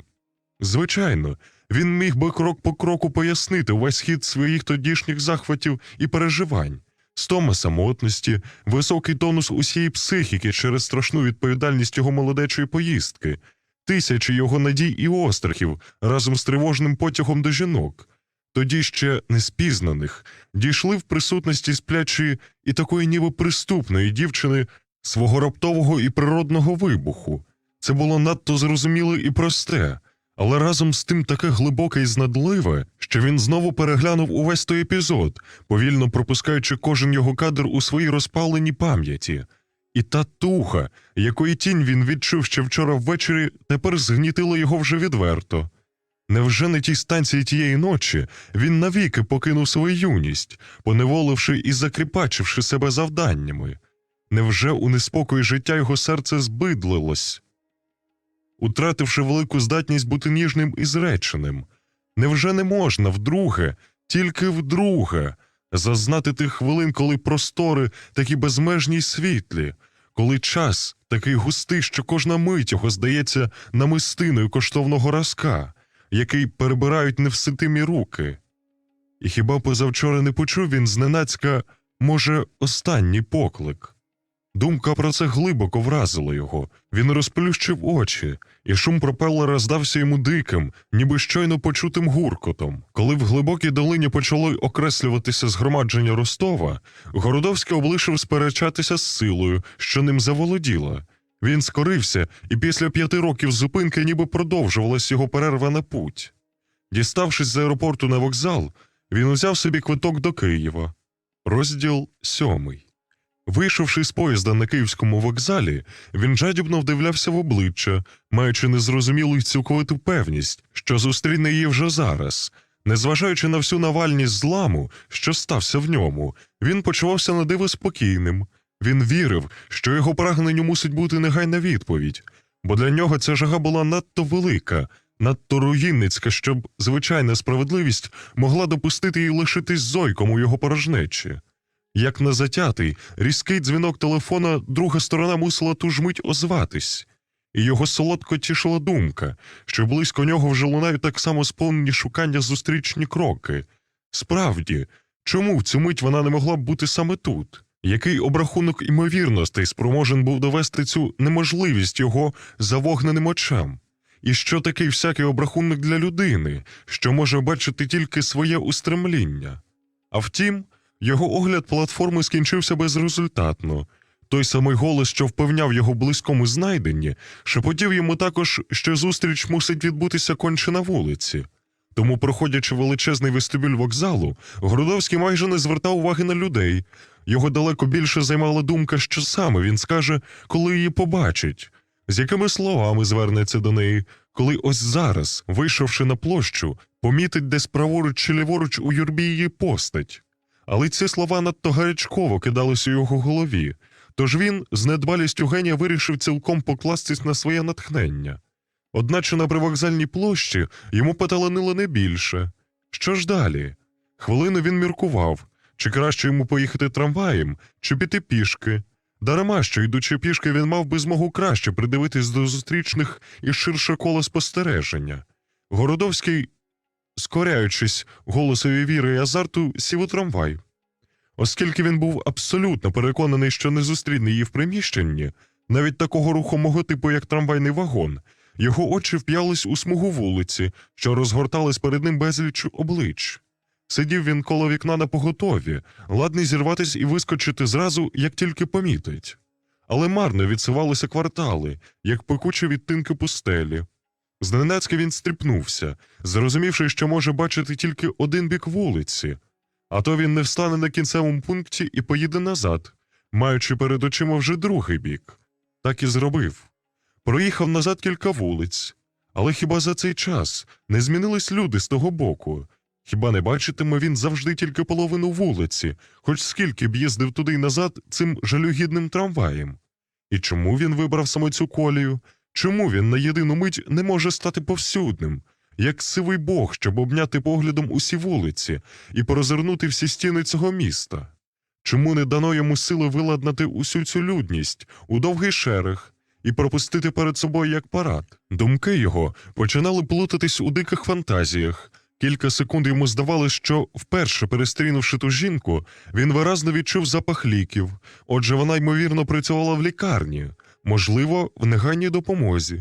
І коли зараз зробити собі якесь ушкодження, хоч он підкласти ногу під трамвай, він матиме деякий шанс побачити її знову. Він ледве дочекався від збудження чергової зупинки і рвучко вийшов. Але з розпачем пригадав, що цей запах походив тоді від нього самого, бо перед виїздом з Одеси він, загострюючи олівця, порізав собі пальця, який довелося залити йодом і перев'язати. Тепер він стояв біля опери, але мусив зробити зусилля, щоб пізнати місцевість так, ніби за ці 2 дні з часу, як він проходив тут востаннє, в місті сталися катастрофічні зміни. Будинки справляли враження гумових, немов готові були відскакувати геть, якщо він спробує наблизитися. І люди проходили мимо так байдуже і відчужено, немов тільки для того, щоб спинитись за рогом і підстерігати тисячами злорадісних очей його дальші заходи.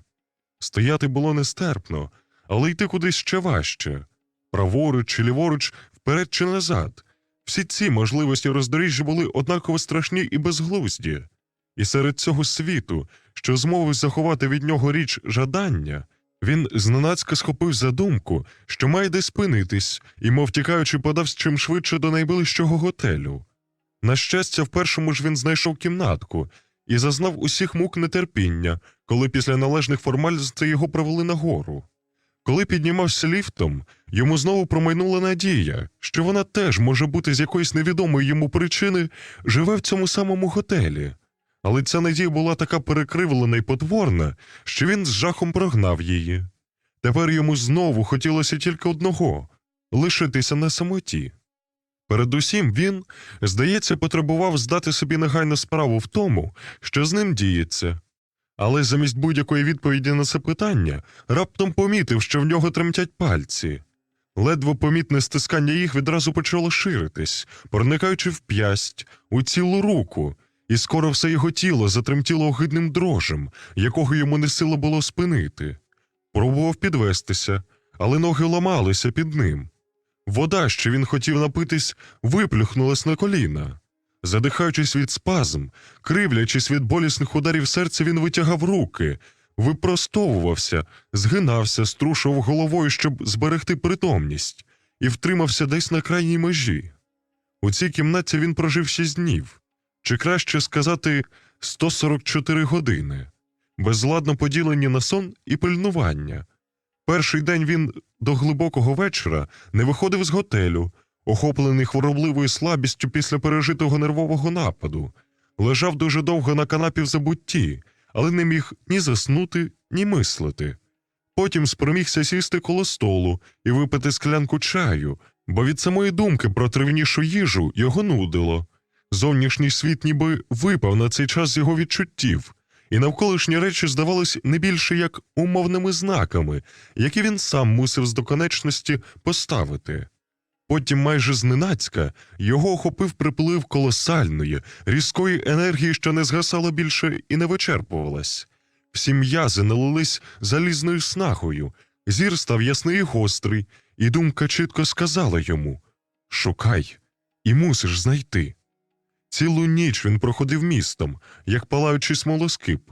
Винишпорив передусім густу мережу вуличок у центрі, що плетуться між Володимирською і Сінним базаром. Далі піднявся на Печерськ і пройшов величезний парк, що тягнеться знизу майже до Лаври. Потім уже під ранок плутався темними ярами звіринця, де навіть удень нечасто здибаєш людину. Він знав чудово, що не зустріне тут нікого, бо навіть не шукав серйозно цієї ночі, робив ніби випробу своїх сил, дізнавав міць свого прагнення. Свіжа ніч колихалася круг нього, повний місяць черкався краями об виступи хмар, що пливли на північ. Вітер, як невсипущий сторукий велет, ворушив листям, зітхаючи в заростях і в темені кущів, що вогким гіллям сягало йому обличчя.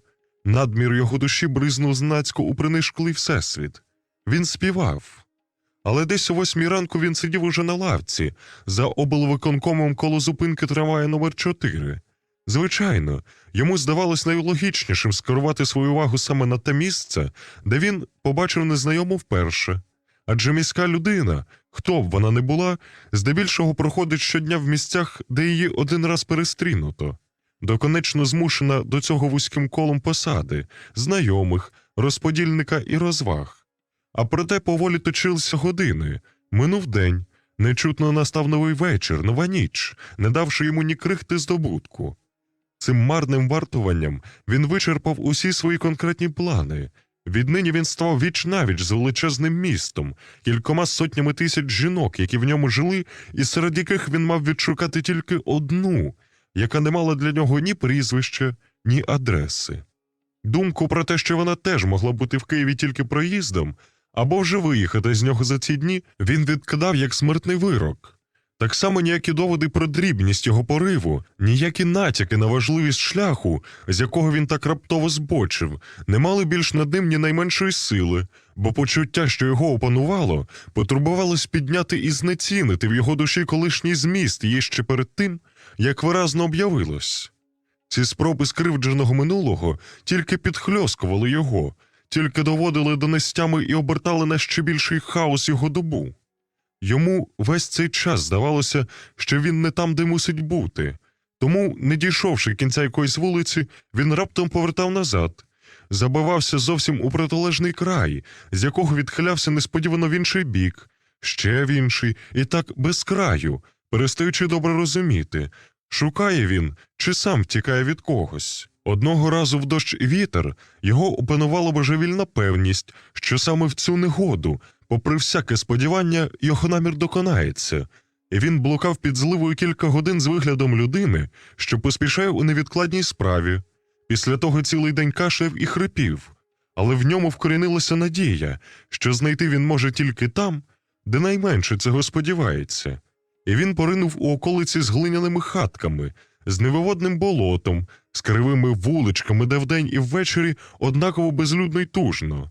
Іноді сідав, де трапиться, на лаві в цілковитому остовпінні, заплющивши стомлені від вдивляння очі. Але за хвилину підхоплювався знову, чуючи в собі, як удар металу, невтишимі слова «Шукай, і мусиш знайти». Але одного разу таки сталося те, чого він найбільше боявся.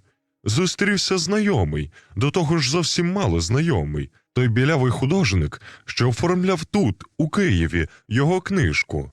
Уникнути розмови не вдалося, і дивна річ, Зіткнувшись з іншою людиною, Городовський від своєї нової таємниці зумів відмислитись так само легко, як був ховав руками від чужих очей свій перший намір.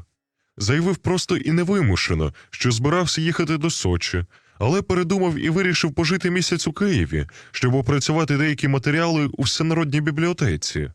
Почувши, що Городовський живе в готелі, художник сказав йому: «Так я можу стати вам у пригоді. Вчора якраз виїхав з родини на дачу один мій знайомий і попросив мене знайти когось, хто б пожив у нього цей місяць.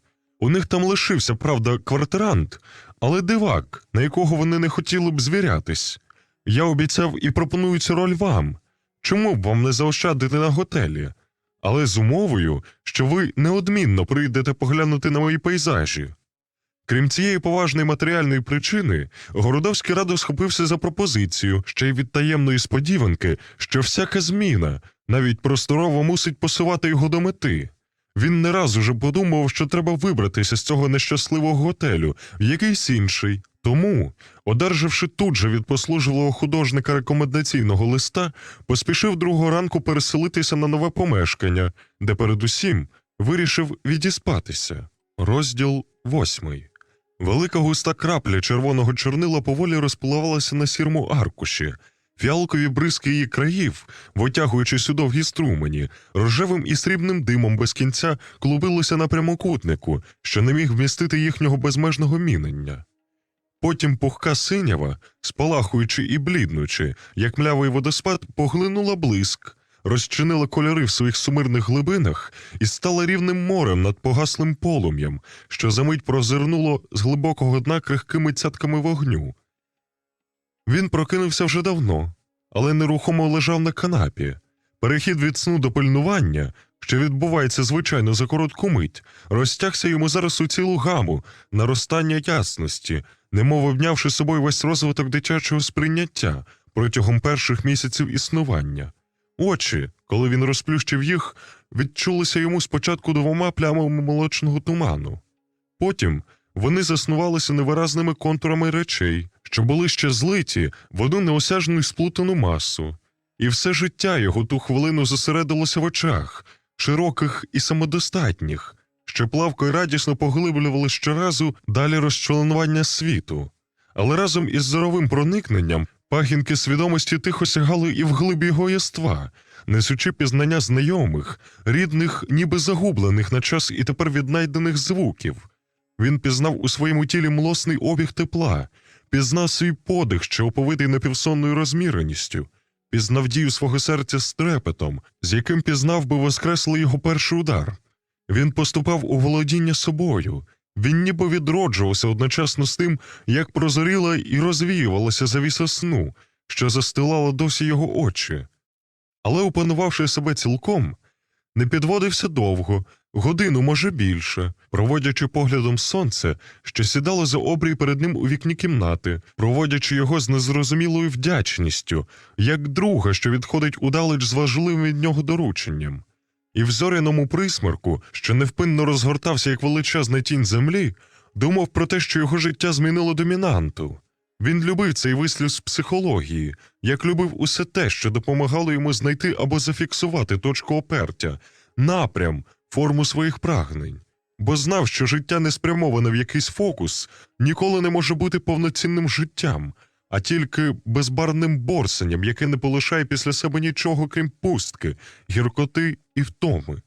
Він знав також те, що людина не вмирає вся гармонійно, як тварина, що жах людської старості полягає в триванні розуму, навіть тоді, коли все, з чого цей розум себе повичерпував, уже схитнулося, спорохніло, і він тільки сам лишається, безвладний і покинутий, недоречний на тілі, вже нездатному живити його.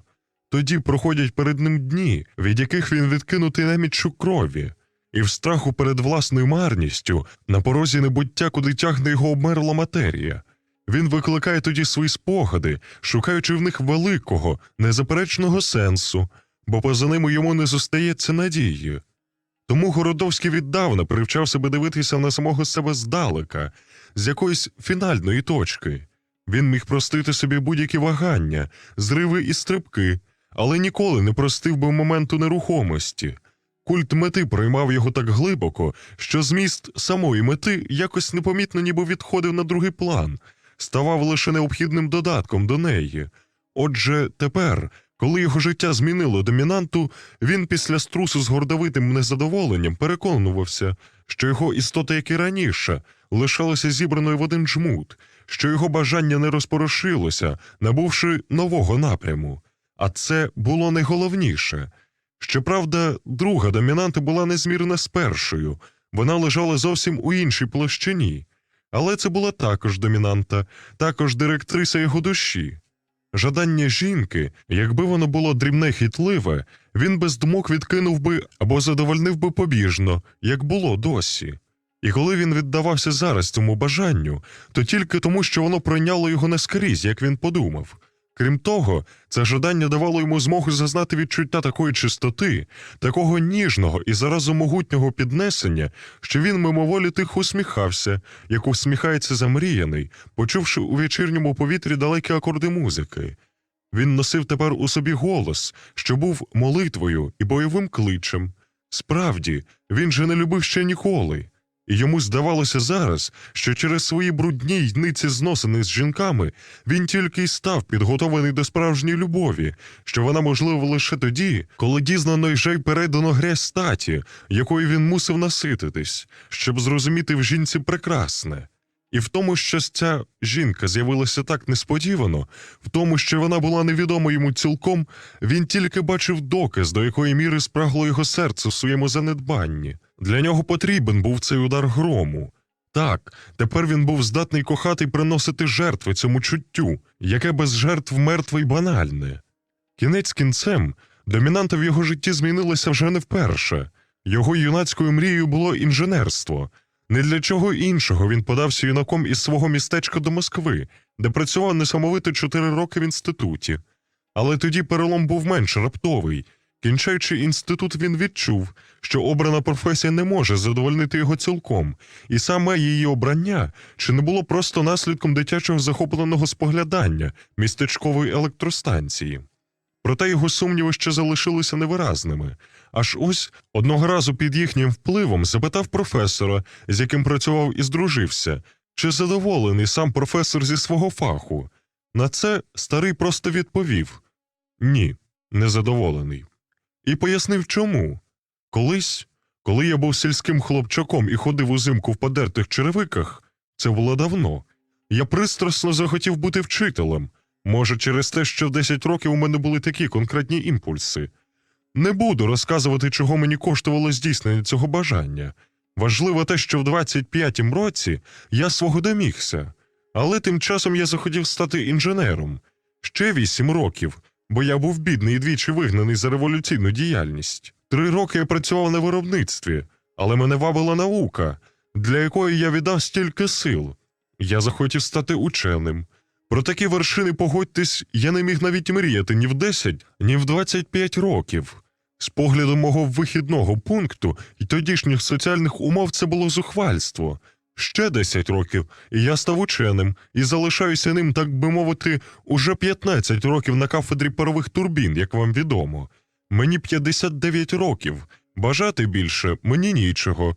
Ви скажете, що я можу ще зробитися завідувачем навчальної частини, деканом інституту, головувати в якійсь комісії наркомважпрому. Але погодьтесь, що все це не те, що з обірванця стати вчителем, з сільського вчителя, інженером і з початківця інженера, зовсім непомітного в одному з заводських цехів, видатним, я знаю, спеціалістом. Те, чим я ще можу стати, дрібниця порівняно з тим, чим я став. Тому я його й не бажаю, а коли людина не бажає, тоді і тільки тоді вона, розуміється, незадоволена. Ви можете сказати ще, що я можу писати далі наукові праці, посувати вперед науку, але, друже мій, я скажу вам, що я не знайшов і не знайду в ній того, що я шукав. Сам простий, я шукав у цій науці якоїсь великої простоти. А погодьтесь, що я не можу нічого пояснити студентові, не вживши інтегралів. Коли я працюю, мене гризе одна думка, чи не можна простіше? І я з тугою бачу, що простіше не можна. Я бачу просто з жахом, що для того, щоб зрозуміти мої схеми, людина мусить витратити 5 років. Найкращих, прекрасних років, не рахуючи ще 10 років середньої освіти. Тому я кажу вам щиро, що незадоволений своїм фахом. Тоді Городовський зовсім не був спроможний поставитися критично до думок професора і назвати його, наприклад, старим бурчуном.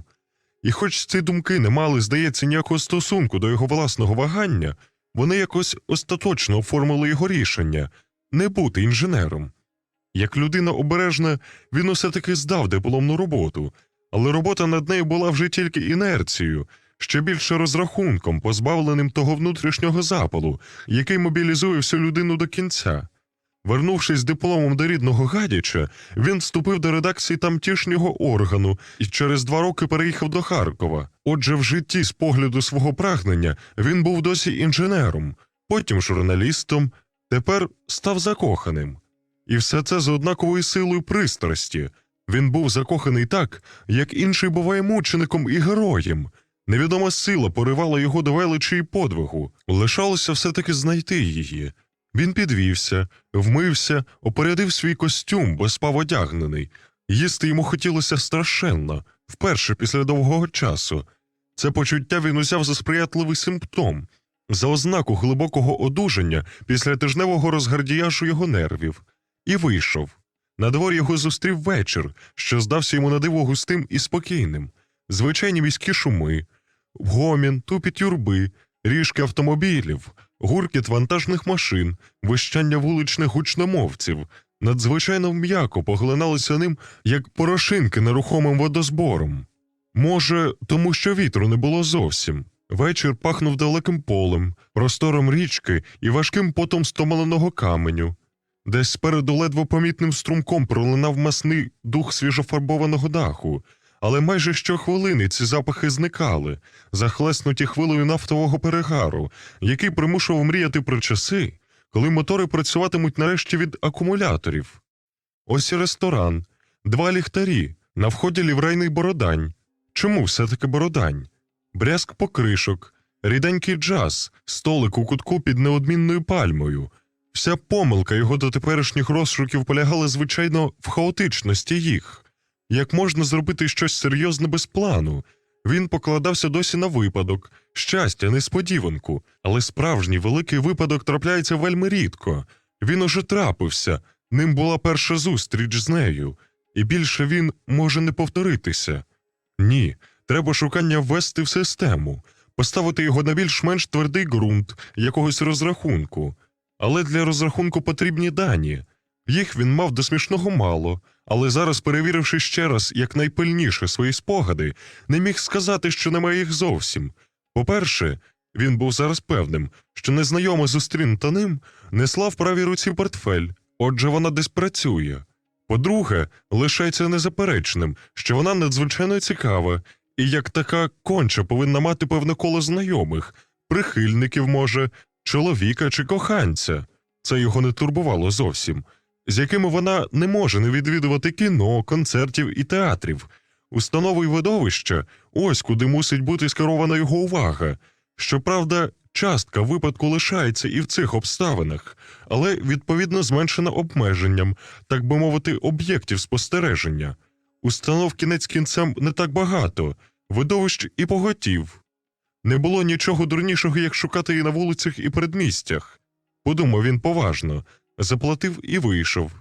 Для початку, чи як він подумав, для почину вирішив цього вечора відвідати один з театрів.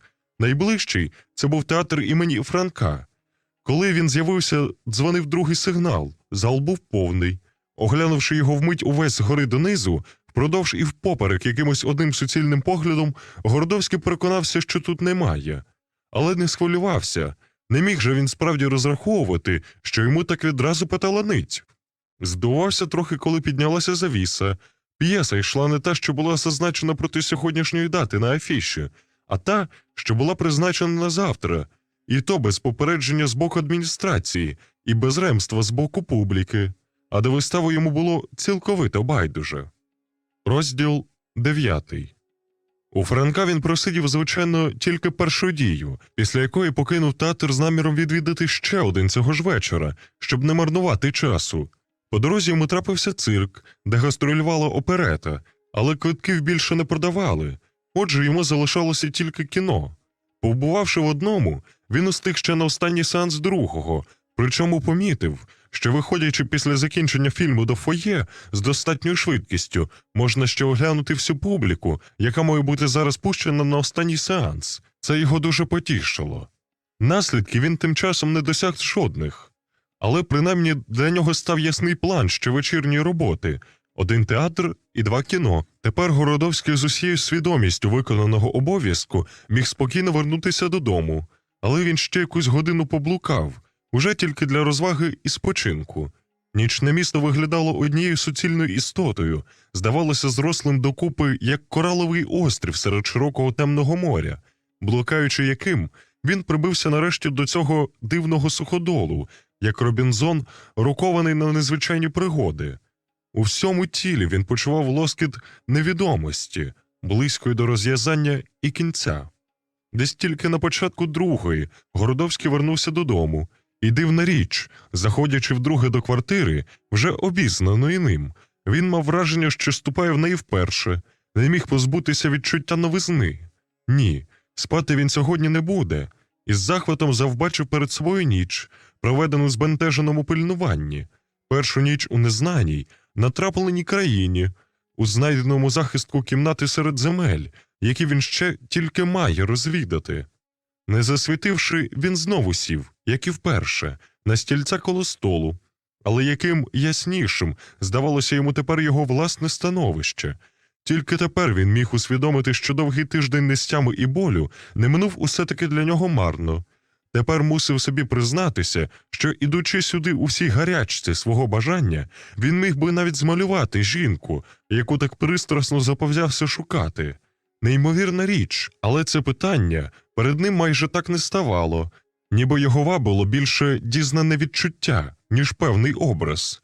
До того ж він був зовсім переконаний, що пізнає несхибно, чи краще відгукнеться десь, як тільки побачить, як тільки знову буде вражений силою, що вже раз так глибоко його діткнулося. Але розпач втрати, страждання щоденних поразок примушувало його ще раз настирливіше допитувати пам'ять, і поки його очі невпинно спостерігали юрбу облич, у душі була колосальна праця відтворення. З ледве помітних уривків він відновив поволі повне, всебічне уявлення. Він уже знав тепер не тільки її лице і постать, а й одяг, взуття, навіть форму годинника на її руці. Сьогодні до її зовнішніх ознак раптово додався ще портфель. Як він міг досі не згадати таку помітну річ? І тепер її образ став абсолютно викінченим і близьким, майже належним йому неподільно. В цілковитій тиші, що його оточувало, вуличка, де стояв будинок, була відлюдна. І раптом рипнули вхідні двері. Він згадав відразу, що живе тут не сам, що це, певне, вернувся його сусіда, про якого він забув зовсім, маючи виняткову здатність ігнорувати людей, непотрібних або нецікавих для нього. Але що йому до цього типа? Не прийде ж він сюди зараз, такої пізньої години. Проте, через недовгий час у двері досить енергійно постукали. Городовський озвався неохоче, і сусід ввійшов до кімнати. «Радий вас бачити», – сказав він, і в його голосі почулося тремтіння. «Вітаю вас», – відповів Городовський. Пащенко постояв хвилинку, високий і темний, потім сів без запрошення. «Радий вас бачити», – повторив він. «Ну, знаєте, так поводиться не годиться. Того дня, як ми познайомились з вами, я зайшов увечері, ви спали. Вчора вранці і ввечері теж. Сьогодні вранці так само. Ви спали більше, як 48 годин. І непробудно. Я пробував будити. Марно. 48 годин? Перепитав Городовський здивовано і раптом засміявся. Заміна в п'єси в театрі стала йому ясна. Вам це тільки смішно, сухо провадив Пащенко. Але мені це було не смішно. Повірте, я був майже певний, що це летаргійний сон. Уявіть моє становище. Безперечно, вам довелося б поклопотатися. Виклик карети, формальності, може й слідство, весело відповів Городовський. Вас могли б обвинуватити в замаху на отруєння з метою грабунку, правда? Ви вже вибачте, що я задав вам турбот. І разом з тим прийміть мою подяку за уважність. Не дякуйте. Грубо урвав його Пащенко. Людина завжди цікавиться іншою людиною тільки для самої себе. Вам це невідомо? Смішно. Мені немає ніякого діла до вас, до вашого життя, до того, що ви робите і робитимете, додав він роздратовано. Я ніколи про це вас не спитаю, будьте певні. Але втратити вас – це був би грім, землетрус для мене. Можливо, я збожеволів би. Він зненацька зареготав так голосно, що Городовський здригнувся. «Ти вже й так божевільний, мій друже», – подумав він. «Але я ще не божевільний», – провадив Пащенко, ніби відповідаючи на його думку. «І за вашою допомогою надіюся не збожеволіти до смерті». Останнє слово він підкреслив досить двозначно і зразу сказав зовсім іншим голосом, тоном глибокого, меланхолійного розпачу. «Ну, спитайте ж мене про що-небудь». «Ви завжди так пізно вертаєтесь з роботи?» «З роботи!» – скрикнув Пащенко. «Так ви гадали з роботи? Але з якої? Якщо ви маєте на увазі мої лекції, школу, то глибоко помиляєтесь, запевняю вас. На цю дурницю я витрачаю 2-3 години щодня, не більше.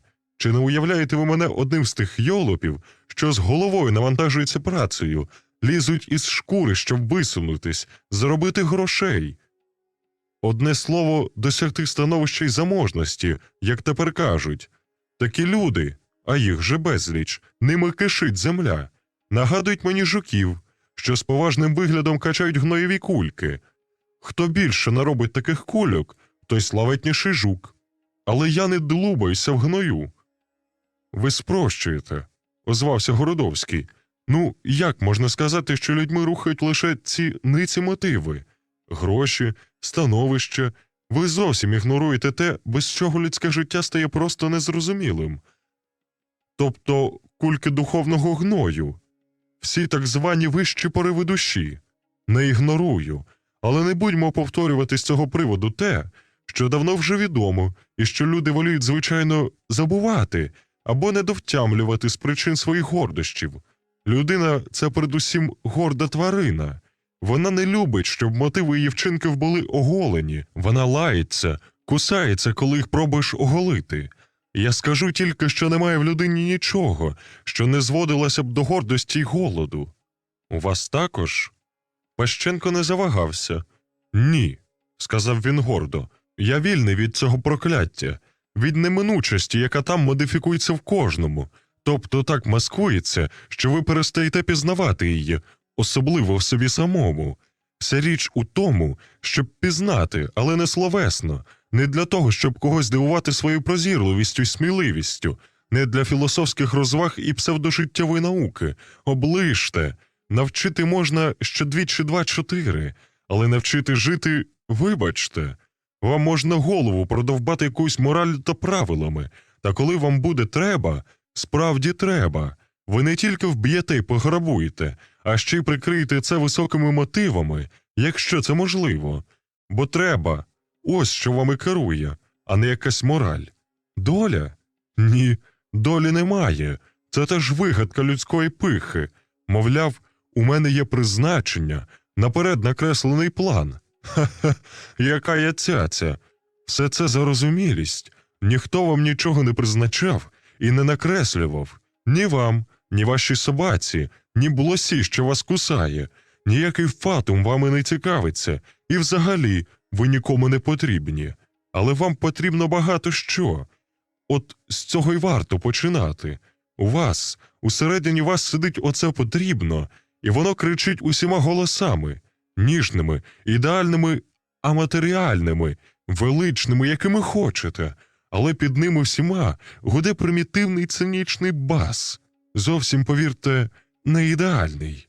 І ви весь, те, що ви знаєте душею, це роз'ятрений клубок цього потрібно, яке прагне безупинно «дай», ось вам універсальний механізм людської душі, вставлений у музичну скриньку гордощів. Оце й треба пізнати, Не для того, щоб, зітхнувши, заспокоїтись і продовжувати далі свою мелодію, а для цілковитого усвідомлення, тобто для припинення всякої такої музики. Чи можливо це для всіх? Ні, безглуздо й думати, тому що навчити жити людей, кажу ще раз, неможливо. Всяка правда відскакує від їх мозку, коли вона їм не потрібна, бо мозок теж тільки знаряддя наших потреб, не більше. Щоб справді усвідомити всю цю історію, треба відповідно народитися, тобто, сказати інакше, бути виродком, якщо тільки вважати за нормальних усіх інших, тих, що з поривами, завданнями і пристрастями. Дозвольте представитись.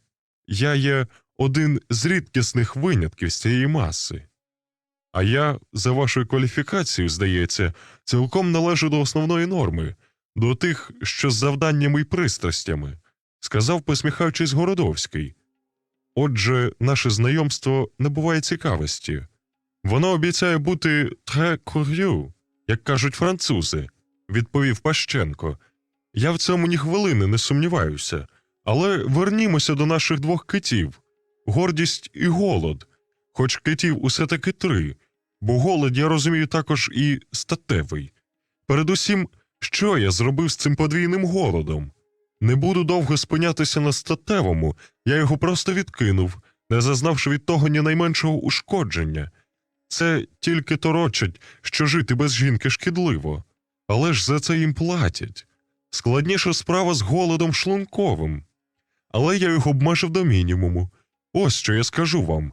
Перед вами людина, яка 1,5 десятка років тільки обідає. Як це розуміти? Це треба розуміти так, що я їм лише раз на добу. Звичайний обід у вчительській їдальні, тобто доволі скромний. І фізично почуваюся прекрасно. «Гм», – промовив Городовський. «Вам можна позаздрити». Пащенко, що досі стояв перед ним увесь час, задоволено посміхнувся і почав ходити, чорніючи на синіх вікнах і розпливаючись на стінах. «Так», – провадив він, – «тепер ви можете уявити, як ви насмішили мене припущенням, що я можу працювати без заробітку до 2 години ночі. Абсурд. Я не роблю в житті нічого понад те, що доконечне для підтримки мого існування. Кімната, сяке таке опалення, обід, дещо з одягу дуже рідко. Для цього всього я вирухував. Мені вистачило 1,5 години лекцій на день. Але умови шкільного розкладу примушують мене витрачати щодня 2 і 3 години, на превеликий жаль. Через це, як ви можете зрозуміти, у мене за багато років зібралося, може, кілька тисяч заощаджень. Вони валяються там у моїй шухляді. Якщо хочете, я подарую їх вам». «Дякую, я також маю гроші», – відповів Городовський. «А, то вибачте. Так що офіційна частина мого життя страшенно сіра, та хіба за нею можна будь-кого пізнати? Оближте, людина не те, що вона читає лекції, не те, що вона сидить в установі, не те, що вона говорить і робить на людях. Вона те, що вона для самої себе, в неофіційній частині своєї програми. От там її справжнє пізнання. Поворушіть її самотні, затаєні думки, зазирніть у її родину, у її пристрасті, і тоді ви побачите людину, голу, без комірця, без полови слів, якими вона так спритно навчилася прикривати своє життя. Орден Плювка. Ось єдина відзнака, якої варті всі людські подвиги. Але повірте, на людей я навіть пошкодував би плюнути. Я волію їх краще обминати». «Чому ж у такому разі ви приходите до мене?» – спитав Городовський. Від цього запитання Пащенко спинився в протилежному кінці кімнати. В темряві не видно було його обличчя, але голос його захрип. «Ви мені потрібні», – поволі промовив він. «Людей я зневажаю, а вас люблю. Любов'ю смерті», – додав він похмуро. Він замовк, зовсім зливаючись з темрявою. Городовський мимоволі намагався вирізнити хоч як-небудь його постать. «Ви мене просто лякаєте», – сказав він. «А ви мене ні?» – сказав Пащенко, швидко підходячи до нього. «Ви знаєте, чому я так пізно вернувся сьогодні? Тому що я боявся йти додому. Боявся застати вас знову сплячим або мертвим. Городовський здригнувся. Чи не могли б ми поговорити про щось веселіше? Спитав він. Веселіше? Будь ласка. Про мою неофіційну вечірню роботу останніх днів приблизно з дня вашого приїзду. Ви уявіть собі індивида такого, як я. Пізній вечір, пальто, портфель. Що в портфелі? Секрет для всіх, крім вас, звичайно. У портфелі саперна військова лопатка. Це індивід, тобто я, спокійно їде трамваєм на Печерськ. Кому яке діло? Адже я взяв квитка, і потім іду далі. Далі туди, куди не ходять люди, де яри, провалля, кручі. І там копаю годину, другу, ніч, темрява. Весело, правда? Копаєте? Що? Про це довго розповідати. Попереджаю вас. Я не збираюся зараз спати. Тоді давайте зараз, щоб відбути чергу. Злегка засміявся Пащенко. Він присунув стільця до стола навпроти Городовського і сів, поклавши голову на зсунуті руки, здаючись тепер карликом з великим волохатим обличчям, який стоїть коло столу. Городовський дивився на нього. На землі є несподівані люди. Подумав він, переводячи погляд на розчинені вікна, що синіли, як прозорі отвори у світ, що дихав у кімнату далекою тишею, з якої неясними стогонами долітали протяжні гудки вокзалу. Розділ 10. Декларація резонера. Щоб ви краще мене зрозуміли, я переберу по черзі всі великі випадки мого життя. Їх, я казав уже вам, небагато, тому почну з першого і разом з тим найголовнішого. Ви про нього не здогадуєтесь? Ні. Це дуже просто. Цей кардинальний випадок – моє народження. Вдумайтеся в цей факт. Чи була якась закономірність у тому, що я народився саме даного моменту, і саме такий час, який є? Ні, не було. Спробуйте, якщо ви можете, пізнати дику вакханалію випадку у найважливішому акті людського життя – народженні людини. Яка-небудь тупиця, чванько від науки скаже вам з почуттям цапиної зверхності, що ви доконечно народилися від статевого єднання ваших батьків. Оближте. Доконечно народилось щось, а не я. Все має якусь реальну причину. Скаже вам далі той самий науковий ферт. Ах, так, скажу я. Тим краще. Тоді визнайте, будь ласка, що коли б мій батько того вечора, як зародив мене, був, припустімо, трохи більше стомлений чи заколпотаний, і відклав би цю справу на годину, на одну лише годину, через годину вся сукупність причин, настрій батьків, а також їхні фізіологічні умови, були б уже інші, отже й наслідок був би інший. Тобто мене як такого не утворилося б інша дитина, така сама випадкова, як і я, але інша, кажу вам, а я не існував би. От вам і доконечність. Додайте сюди ще всю безліч причин, що впливають на розвиток плоду в материнському лоні, всі ті дрібниці, що складаються в процесі життя зовсім без того, щоб бути доконечними. Їжа, прогулянка, хатні обставини, той самий настрій і всякий подібний дріб'язок, який так само міг би бути інший у всякий даний момент. І ви побачите, яке гнітюче випадкове народження кожної даної людини, такої, яка вона є. Цим я не хочу сказати, що причин зв'язку немає, але він байдуже складається в процесі свого складання і з такою самою доконечністю міг би відхилитися на один пункт, давши через це найнепомітніше відхилення зовсім новий наслідок.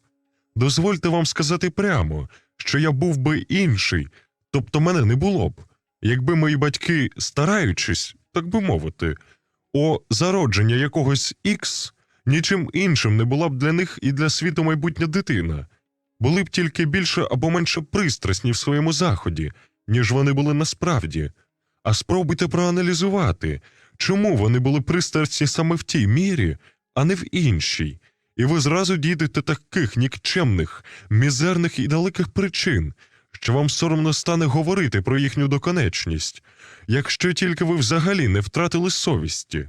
Коли подія сталася, всі бачать, що вона сталася, і потішають свою тупість запевненням, що вона сталася доконечно. А там десь у душі вже ворушиться приємний здогад, що це так судилося. Ким? Що це так призначено споконвіку. Але я вже казав вам про це. Дурість і гонор. Але ходімо далі. Поставимо собі запитання іншого роду. Якби я не народився, доконечно чи ні байдуже. Але чому в мене цей певний визначений характер? Від батьків? Але ж це псевдопояснення псевдопростовують інші діти тих же батьків, зароджені й виплакані в тому самому лоні, діти тієї самої крові, виховані в одних зо мною обставинах, мій брат і 2 сестри. Запевняю вас, що вони були зовсім відмінні від мене. Кажу, були, бо вони вже всі померли. Дитиною я був недовірливий і нерухливий. Братові й сестрам, певно, ніколи на думку не спадало гратися зо мною. Вони мене обминали й боялися. От вам і діти одних батьків. Так що визнайте, що між мною і моїми однокровними Гешвеста не було нічого спільного, як це дуже часто буває між дітьми в родині. Чому один брат буває червоний, другий білий, один винахідник, а другий просто бухгалтер? Чому? Питаю я вас і всіх. З якої, даруйте на слові, доконечності? Що ви можете сказати, крім жалюгідних «так судилося» і «так вийшло»? Але так судилося разом з призначенням, фатумом та іншим чортовинням на зразок вроджених ідей, здібностей характеру я вже послав до чорта. Лишається так вийшло. Так справді вийшло. Але ж це випадковість. Справді, характер дитини, її здібності і нахили складаються тільки після її народження, протягом перших років її життя. Складаються під впливом найрізноманітніших дрібниць, очевидно, цілком непомітних і неприступних. Інакше людство із своїм тисячолітнім досвідом уже навчилося б цими дрібницями керувати. Ніхто не виховує боягузів, а їх ніколи не бракує. Всі діти вчаться малювати, а безліч після того не вміє навіть окреслити найпростішу річ. Оце ваше виховання, воно безсиле, бо в найкращому разі може тільки розвинути те, що вже є.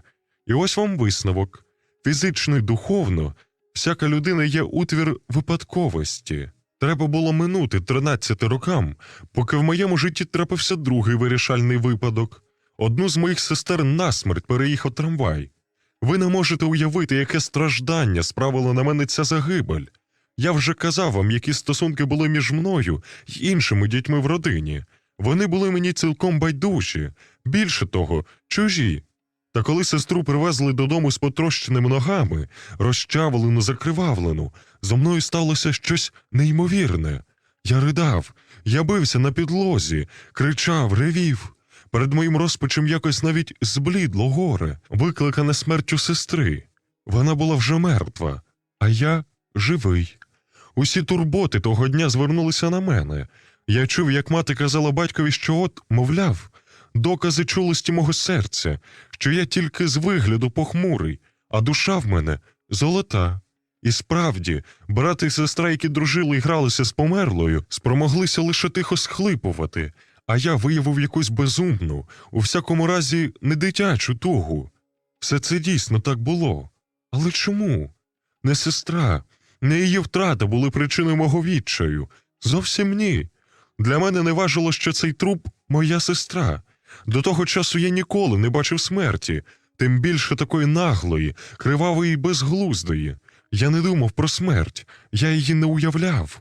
А тут я її побачив. Я побачив труп людини і завив так, як виє на труп собака.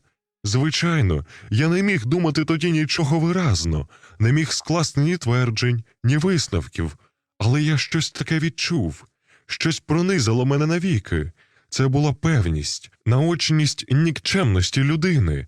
Досить трамваєві переїхати людину, яка жила, сміялася, ходила, і вона робить це трупом. Ви вдумайтесь у це, будь ласка. Інакше сказати я, батько, мати, брат, друга сестра і всі інші люди існуємо лише остільки, оскільки нас ще не переїхав якийсь трамвай. Відтоді люди стали для мене ще дальшими, і головне – дрібними, крихкими, жалюгідними, як мухи, і страшенно марними. ви не спите ще? Ні, я слухаю уважно, озвався Городовський. Отже, будемо продовжувати. Гаразд. Проминаю все неістотне. Я вже вчився, звичайно, в школі, без ніякого ентузіазму, запевняю вас. Люди і все пов'язане з ними, в тому числі наука, були для мене найвищою мірою нецікавості. Але мені просто легше було вчитися, ніж терпіти сварки й розмови з батьками в тому разі, коли я перестав учитися. Щоправда, моє ставлення до науки згодом трохи змінилося. Батько почав брати мене до суду. Він був адвокат, досить видатний. Можливо, він тішив себе надією повернути мене до юриспруденції, бо в мого брата на той час уже цілком визначився нахил до наук економічних, які невдовзі привели його до марксизму й згодом до заслання. Але повірте, що мене це мало обходило. Також не справила на мене ніякого враження смерть другої сестри. Проминаю все це. Отже, я був раз другий у суді і зацікавився страшенно. Батько мій ожив, я ж тепер був його єдиною надією. Але ви можете здогадатися, що в мене зовсім не прокинувся спадковий нахил до юрисдикції. Як це міг подумати мій батько? Просто на суді я був вражений дивовижною річчю. Уявіть собі, дорослі люди, очевидно, більш-менш розумні. Прокурор, судді, присяжні, адвокати. Вони розглядають справу. Але як? Зовсім диким, несподіваним чином. Замість того, як це було б природно, нормально для розумних людей, щоб один обізнався справою, вдумався в неї і розв'язав її, потрібен, розумієте, цілий синедріон, де один говорить одне, другий зовсім протилежне. Потрібні всі ці розмови, докази, напади і оборона. Ніби це футбольна гра, де комусь треба забити гол. Ви тільки вдумайтеся в це, але глибоко, до кінця. І ви зрозумієте те, що зрозумів я. Нікчемство, злидні людського розуму, якого не вистачає навіть на те, щоб самостійно розв'язати справу про якийсь там злочин. І після цього той самий розум береться пояснити світ. Яка нісенітниця! Я збагнув у судовій залі хиткість людського розуму так само, як зрозумів хиткість людського тіла після смерті першої сестри. Для мене людина стала ясна. Квола – недолуга істота, що пробивається у всесвіті з блимаючим каганчиком свого розуміння. Як же до неї ставитись? Шанувати нема за що. Любити й жаліти? Як можна любити й жаліти, наприклад, сліпого, безрукого, хворого на невигойну недугу? На це питання треба було відповісти. І я з таким запалом, як була доти моя байдужість, накинувся на людей науку. Я спостерігав приступних мені людей з усією затаєністю і пильністю, які можливі лише тоді, коли вперше прокидається вся жадоба пізнання. У 16 років я пізнав і жінку, але зразу ж відштовхнув її з огидою, як прилад, що найяскравіше здатен показати, яка кожен з нас тварюка.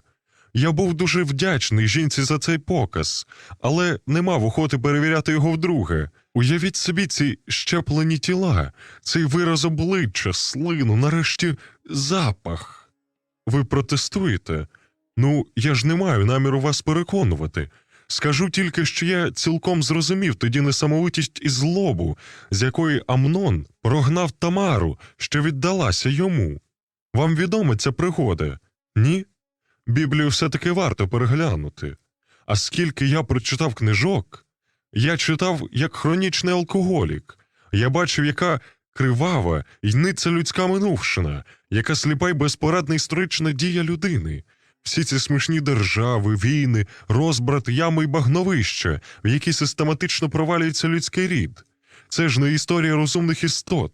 Це історія недоумків, йолупів, маньяків і, зауважте, так буде завжди, бо так було завжди. Можна винайти нову машину, але не новий спосіб життя. Зрозумійте, спосіб життя дано. У цьому все. Дано. 4 літери, з яких люди не вилізуть, як зі своєї шкури. Історія – це моторошний маскарад розбійників і біснуватих. Хай. Але може людина виглядає пристойніше, так би мовити, сама по собі. Не буду говорити вам про те, що всі люди в основному негідники, лицеміри, неймовірні себелюби, одно слово без винятків тартюфи, і що відрізняються вони лише способом вияву своїх якостей, тобто лише формою їх прикриття. Тільки сила, тільки людська підлота рушить і так званим праведником, що накладає своїм життям за ближніх, і так званим бузовіром, що винищує праведників. Задоволення пихи, не більше. Але вам це відомо, я думаю. І не тому я перекреслюю людей, що вони злі. Ні. За їхнє вдавання. Я простягнув би руку тигровій гієні, які задовольняють своє єство без мотивів, ви розумієте, без масок, без надбудов, пожер і все. Це благородно. Але я закладаю руки за спину, коли бачу кривляння і пишномовство для прикриття цього самого пожирання. Звір не соромиться своєї дії, а людина соромиться. Звір прямо і чесно виявляє себе, а людина боягузливо ховається за бундючними чуттями, за високими спонуками, за ідеями. Вона підліша за звіра. І найгидніше те, що це людське вдавання війшло в плоті кров, що людина битися лізе, коли почнете доводити їй, що вона просто мізерний блазень. Що б ви сказали про акторів, які зненацька справді повірили б у те, що вони графи, князі і лицарі, яких вони грають, і зійшли б зі сцени в своїх костюмах, із своїми монологами і діалогами? Ви сказали б, що вони збожеволіли. Але довести цим божевільним ви не змогли б нічого. Безнадійна річ. Людину ні в чому не можна змінити. В найкращому разі вона прикинеться, що змінилася, а насправді лишиться тією самісінькою. Коли її стара маска від довгого вжитку дала вже тріщину, крізь яку випинаються її справжні риси, вона підлатає її, або виробить на швидкоруч нову. І це зветься системою, філософською чи політичною, історичною тичиною, поворотним пунктом, чим хочете. А які претензії? Скільки вигадано для людини завдань, ідеалів, скільки безглуздя написано, щоб надати глузду людській історії. З ізмами просто не розминешся. І кожен такий ізм – калюжа самоомани, в яку люди лізуть гуртом, як і належить свиням. І все це подається з підливою, абсолютною чи відносною, як до смаку, з гарніром прагнень і кінцевих цілей, чи бачите? Барани в циліндрах. Погасне сонце, і годі буде дурня клеїти. Ви згодні? Тепер ви розумієте, чому вони так казяться, коли їм сказати, що людина – просто випадкове і непривабливе нікчемство. Це означає викривати їхнє шахрайство, а щодо цього в них кругова порука, будьте певні. Любити й жаліти цих розпринджених вдаванців? Ні. Їх можна тільки зневажати, від них можна тільки відвернутися. І я від них відвернувся. Десь дуже рідко трапляється в комашінні людського життя випадок, щоб народилася людина з немилосердним зором, вільна від усіх забобонів, якими отруюється людство. Я така людина. Життю потрібні покликачі, оборонці старих методів облуди або вигадники нових. Я не замилювач очей, я не декоратор голоду й гордості, я часточка, що випала з загального руху, діставши тим самим змогу побачити збоку весь процес. І за те, що я збагнув життя, воно засудило мене на самотність. Для всіх я тільки виродок, для вас також, напевне. У всякому разі цікавий, промовив Городовський. Тим краще. Тоді я переходжу до третього і передостаннього випадку свого існування. Вибачте, я навіть не пробую прояснити вам своє життя. Життя людини без ілюзій. Це річ неприступна для того, хто має хоч якісь ілюзії. Байдужість, відчуженість, безсилі слова, самодостатність – це підходить краще. Я звів до вузького мінімуму стосунки з ближніми, але жив, бо не мав ніяких підстав уривати життя, яке не обходило мене навіть у тій мірі, щоб його урвати. Проте я запасся завбачливо належним препаратом на той випадок, коли б життя стало для мене незручним. Наприклад, коли б я захворів. Але я почуваюся цілком добре, отже, не мав причини якось реагувати на те, що мене, по суті, не торкалося. Спробуйте зрозуміти мене, якщо ви зможете. Революція мене не здивувала. Я ж знав людську істоту. Доконечна чи ні вона була. Питання неважливе для нас. Мушу тільки сказати, що у всякому разі не було доконечності в тому, щоб вона збіглася в часі з моїм існуванням. Це по-перше. По-друге, признаюся щиро, я ніколи не міг сподіватися, що ця революція, яку я сприйняв просто як звукове чи слухове враження, не більше, матиме для мене такі кардинальні наслідки. Слухайте уважно. Передусім революція призвела до того, що з заслань і еміграції вернувся мій брат. Гаразд, у цьому ще немає нічого дивного. Він почав відігравати тут видатну комуністичну роль. Його особиста справа. Я не здивувався також, коли він розшукав мене. Старі забобони кревності.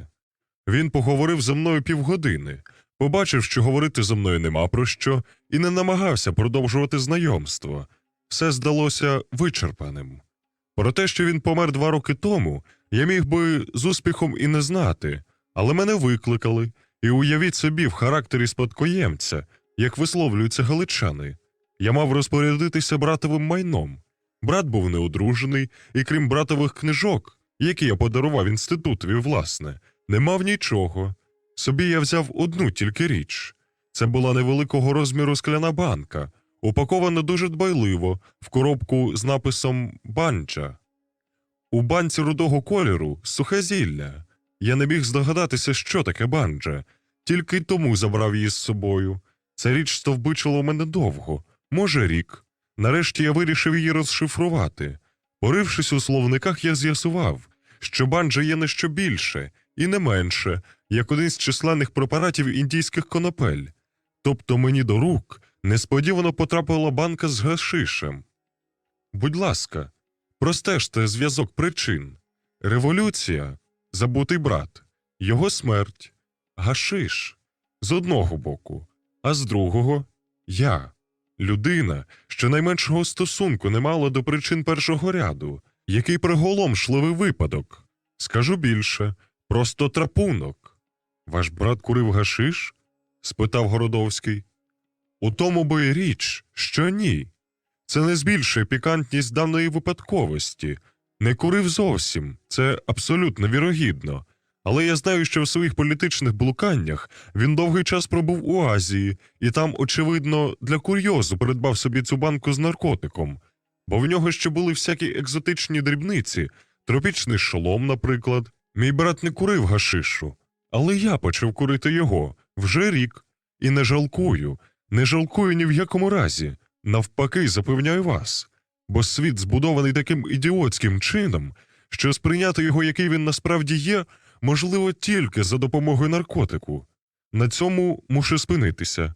Що б ми не говорили і як би не викручувалися, ми всі чудово розуміємо, що світ існує поза рамками простору і часу, його координати – безконечність і вічність, а наші – навпаки, скінченність і часовість. В цьому коріння людської немочі і смішності. Координати людини не збігаються з координатами Всесвіту. Всі системи, які пробують замазати цей факт і довести, що для нашого людського розуму приступне пізнання світу є лише латанням старої і жалюгідної надії на те, що світ створений ад узум гоміні, тобто вияв тієї самої невичерпної людської пихи. Ви хитаєте головою? Що ж, мушу тільки ще раз сказати, що не маю на меті ні переконувати вас, ні сперечатися з вами. Мені треба тільки висловитись. А що ви разом з безліччю людей залишаєтесь навколішках перед розумом, мені ж байдуже. Бийте йому поклони, моліться. Це ж ви молитеся своїй власній гордості. І це природно. Ви вірили колись, що Єгова виведе вас у обітувану землю. А тепер вірите, що це зробить розум. Наслідки будуть ті самі. Сумні наслідки, бо ніякої обітованої землі немає. Є тільки та земля, до якої ви прикуті. Чорна й брудна. Я скажу більше. Оскільки розум неспівмірний з світом, він тільки здатен віддаляти вас від пізнання світу.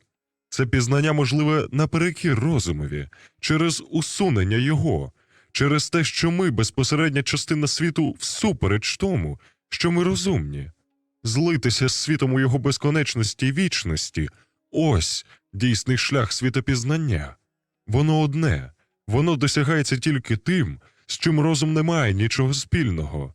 вчуттям, прозрінням, екстазом. Тому якийсь дикий шаман глибше і дійсніше пізнає світ, ніж наш найбільший надутий учений. Останній – це просто сухар, від систематичного харчування яким вас обпадає духовна цинга. Звичайно, я знав це давно. Про це надто багато, думаю, відписано. І тільки тому, що люди вмисне затуляють вуха від правди, яка їх викриває, ці думки можуть здатися кому-небудь новиною. Але знати мало. Ви помітили, що знання ніколи ні в чому не задовольняє. Ми завжди потребуємо пережити, побачити, діткнутися з світу, який він є, сприйняти його без посередників, відчути себе світом. Ось у чому вічна принадливість наркотику. Він убиває ваш нуджений розум, не вбиваючи в вас життя. Ви зрозуміли мене? Не зовсім. Це ж просто. Уявіть, ви викорили гашишу. Все, що ви знали, бачили, що ви були, зникає. Ви скидаєте з себе все, що накинуто вам вихованням, суспільством, освітою та традиціями. Ви робитеся незайманим згустком життя. Ви струшуєте з себе найдошкульніші кайдани, які вам приречено тягати по землі. Простір і час. Ви вільний, вічний, незалежний. Ви всемогутній. Ах, правда, цього не можна уявити. Це поза межами. Їх треба переступити. Ви шугаєте. Для вас немає більше перешкод. Ви мчите в шаленому вихрі світотворення. Ви сам творець. Ви те єство, що рушить усе світом. Ви все. Поза вами немає нічого. І ви розгортаєте світ перед собою в невпинній і пристрасній зміні. Ви запалюєте й гасите сонце, женете по себе молочні струми сузір'їв, розчахаєте і замикаєте безодні. І все це ви. А потім ви заглиблюєтесь у лісі, колихані вічним вітром, у пущі, де з корінням вистрибують і знову занурюються в ґрунт дерева, де пурхають величезні яскраві квіти, де виростають і перетворюються перед вами велетенські тварини. Ви линете далі над сніговими горами, що рухаються, як незчисленна комашня. Ви пірнаєте в прірви океану, що викидають вас з глибин у піну і шум розбурханої поверхні, або втягають у підводні печери, у несамовиті гроти, що, стискаючись як стравохід, проштовхують вас крізь палаючий центр землі в пустелі, з яких ви в ураганах піску підноситеся знову у високості. І все це ви якась всеєдність, ви щось всеосяжне, неперевершене, нездоланне. Ви невситима воля, яка діє сама в собі. Зрозумійте це, якщо можете. Розумію, сказав Городовський, бо в голосі фізика було занадто розпачливе благання. Розумію, але що ж потім, після всього? Пащенко зробив паузу. Після всього? Після всього, звичайно, реакція, гіркота, стома, каламуть пригнічення, якими світ мститься за те, що ви прозирнули в нього. Зрозуміла річ. Але слухайте далі, кінець уже близький. Поки я курив, у моєму житті не було міри, бо в мене не було нічого з того, чим люди міряють своє існування. Ні бажань, ні цілей, ні дітей. Тепер ця міра з'явилася. Це банка з гашишем. Ви знаєте пісочні годинники. Велика зручність їх полягає в тому, що ви можете їх перевернути, коли пісок у них пересипався. Але моя банка з гашишем не перевертається. Вона порожніє безповоротно. Тому вона й стала мірою мого життя. Спочатку я курив раз на 10-денку. Потім непомітно виникла 8-денка. Потім я подумав, чому б мені не перейти на загальновживану систему 6-денки. В міру того, як зменшувався вміст банки, зростала й потреба ще зменшити його. Я запровадив 5-денку. Ви розумієте, кожна викурена цигарка для мене – удар сигнального гонга, що звучав раніше здалека, а ось усе ближче і лунає вже на моєму порозі. Останнє моє досягнення – 4-денка. Я курив учора. У мене залишається 2 цигарки на 17 і на 21. І все? Спитав Городовський. І все. Я ж казав вам, що кінець уже близький. Ви думаєте, я журюся? Ні, мені навіть подобається відчувати це повільне, невідступне наближення. Скажу більше, якби хтось дав мені ще одну банку гашишу, я б викинув її. Вона мені більше не потрібна. Я все пізнав і пережив. Прощайте. Він підвівся, незграбно човнувши стільцем. Поки він говорив, за стінами непомітно насунулися хмари, і вікна почорніли, кидаючи в кімнату мертву сутінь, у якій людина здавалася лише своєю тінню. «Стривайте», – промовив Городовський. «Ви, здається, підкреслювали мою особливу роль у вашому житті. Можливо, це теж лише вияв людської гордості, але мені хотілося б зрозуміти цю роль докладніше». «Невже ви її не зрозуміли?» – скрикнув Пащенко, підходячи до нього. «Мені просто ніяково вам пояснювати. Ваша роль у тому, що ви вислухали мене.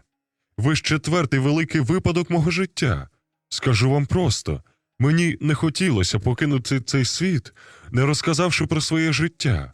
Хай це примха, але разом з наближенням часу мого відходу це бажання розростало дужче й дужче. Зрозуміло, поява міри в моєму житті породила це бажання. Нарешті воно почало душити мене. Кінець мій близький. А, кажуть, у момент конання люди з неймовірною яскравістю переживають ще раз ущільнено всі життєві події. В мені прокинулося нове життя, життя спогадів. Все пережите й затаєне в мені, я сказав би, все замкнуте в мені. Почало уявлятися часом так яскраво, що голова моя туманилася. Я годинами просиджував у маренні, живучи вже тільки собою. Бували хвилини, коли мені треба було натискувати на всі свої гальма, щоб не зірватися з місця і не вибігти на вулицю у вигляді нового пророка. До речі, всі пророки, релігійні й цивільні, були, як ви знаєте, психопатами, щоб урятувати себе від такої ганьби, а це ж страшна ганьба. Цілий свій вік зневажати людей для того, щоб наприкінці заходитися їх повчати. Мені спало іноді на думку все це написати, але передусім безглуздо писати те, що давно відомо, тільки тому, що ти теж це знаєш. І яка претензія, намагання увічнити себе, залишити себе в пам'яті нащадків. Я ж не письменник, даруйте на слові, не індивід, який у бандючному самозахопленні тиче всім у вічі за допомогою книжок своє «я». Ось як я бачу, ось як я чую, ось який я надзвичайний. Тому для мене залишався один шлях – відбутися усним оповіданням. Але кому розповісти? Знайомим, наприклад, колегам по школі. Та це ж безумство. Незнайомим? Справді, мені потрібна людина стороння і заразом приступна, яка вислухала б мене і залишилася б мені чужою. Складне завдання, яке міг розв'язати тільки випадок. Цю людину я мав якось зустріти. Я наперед почав любити. Я обіцяв зробити для неї все, що тільки можу. Іноді я сідав на лавці в парку з надією, що хтось сяде поруч. Ми розбалакаємося, і я матиму змогу все розказати. Марні заходи. Правда, кілька разів навіть доходило до розмови. Але тільки я починав розповідь, від мене тікали, вважаючи за божевільного. Дурні, тупиці, йолопи, одно слово – люди. Я вже почав зневірятися. І раптом, як весняний грім, ваш дзвінок.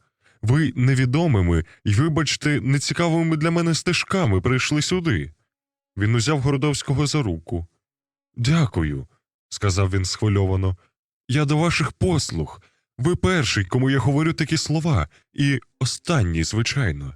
Я більше не прийду до вас, а ви приходьте до мене, як тільки матимете в мені потребу. Але поспішайте використати мене», – засміявся він. «У вашому розпорядженні тільки тиждень. 21-го я викурю свою останню цигарку. Це буде ввечері. Десь уночі я отямлюся.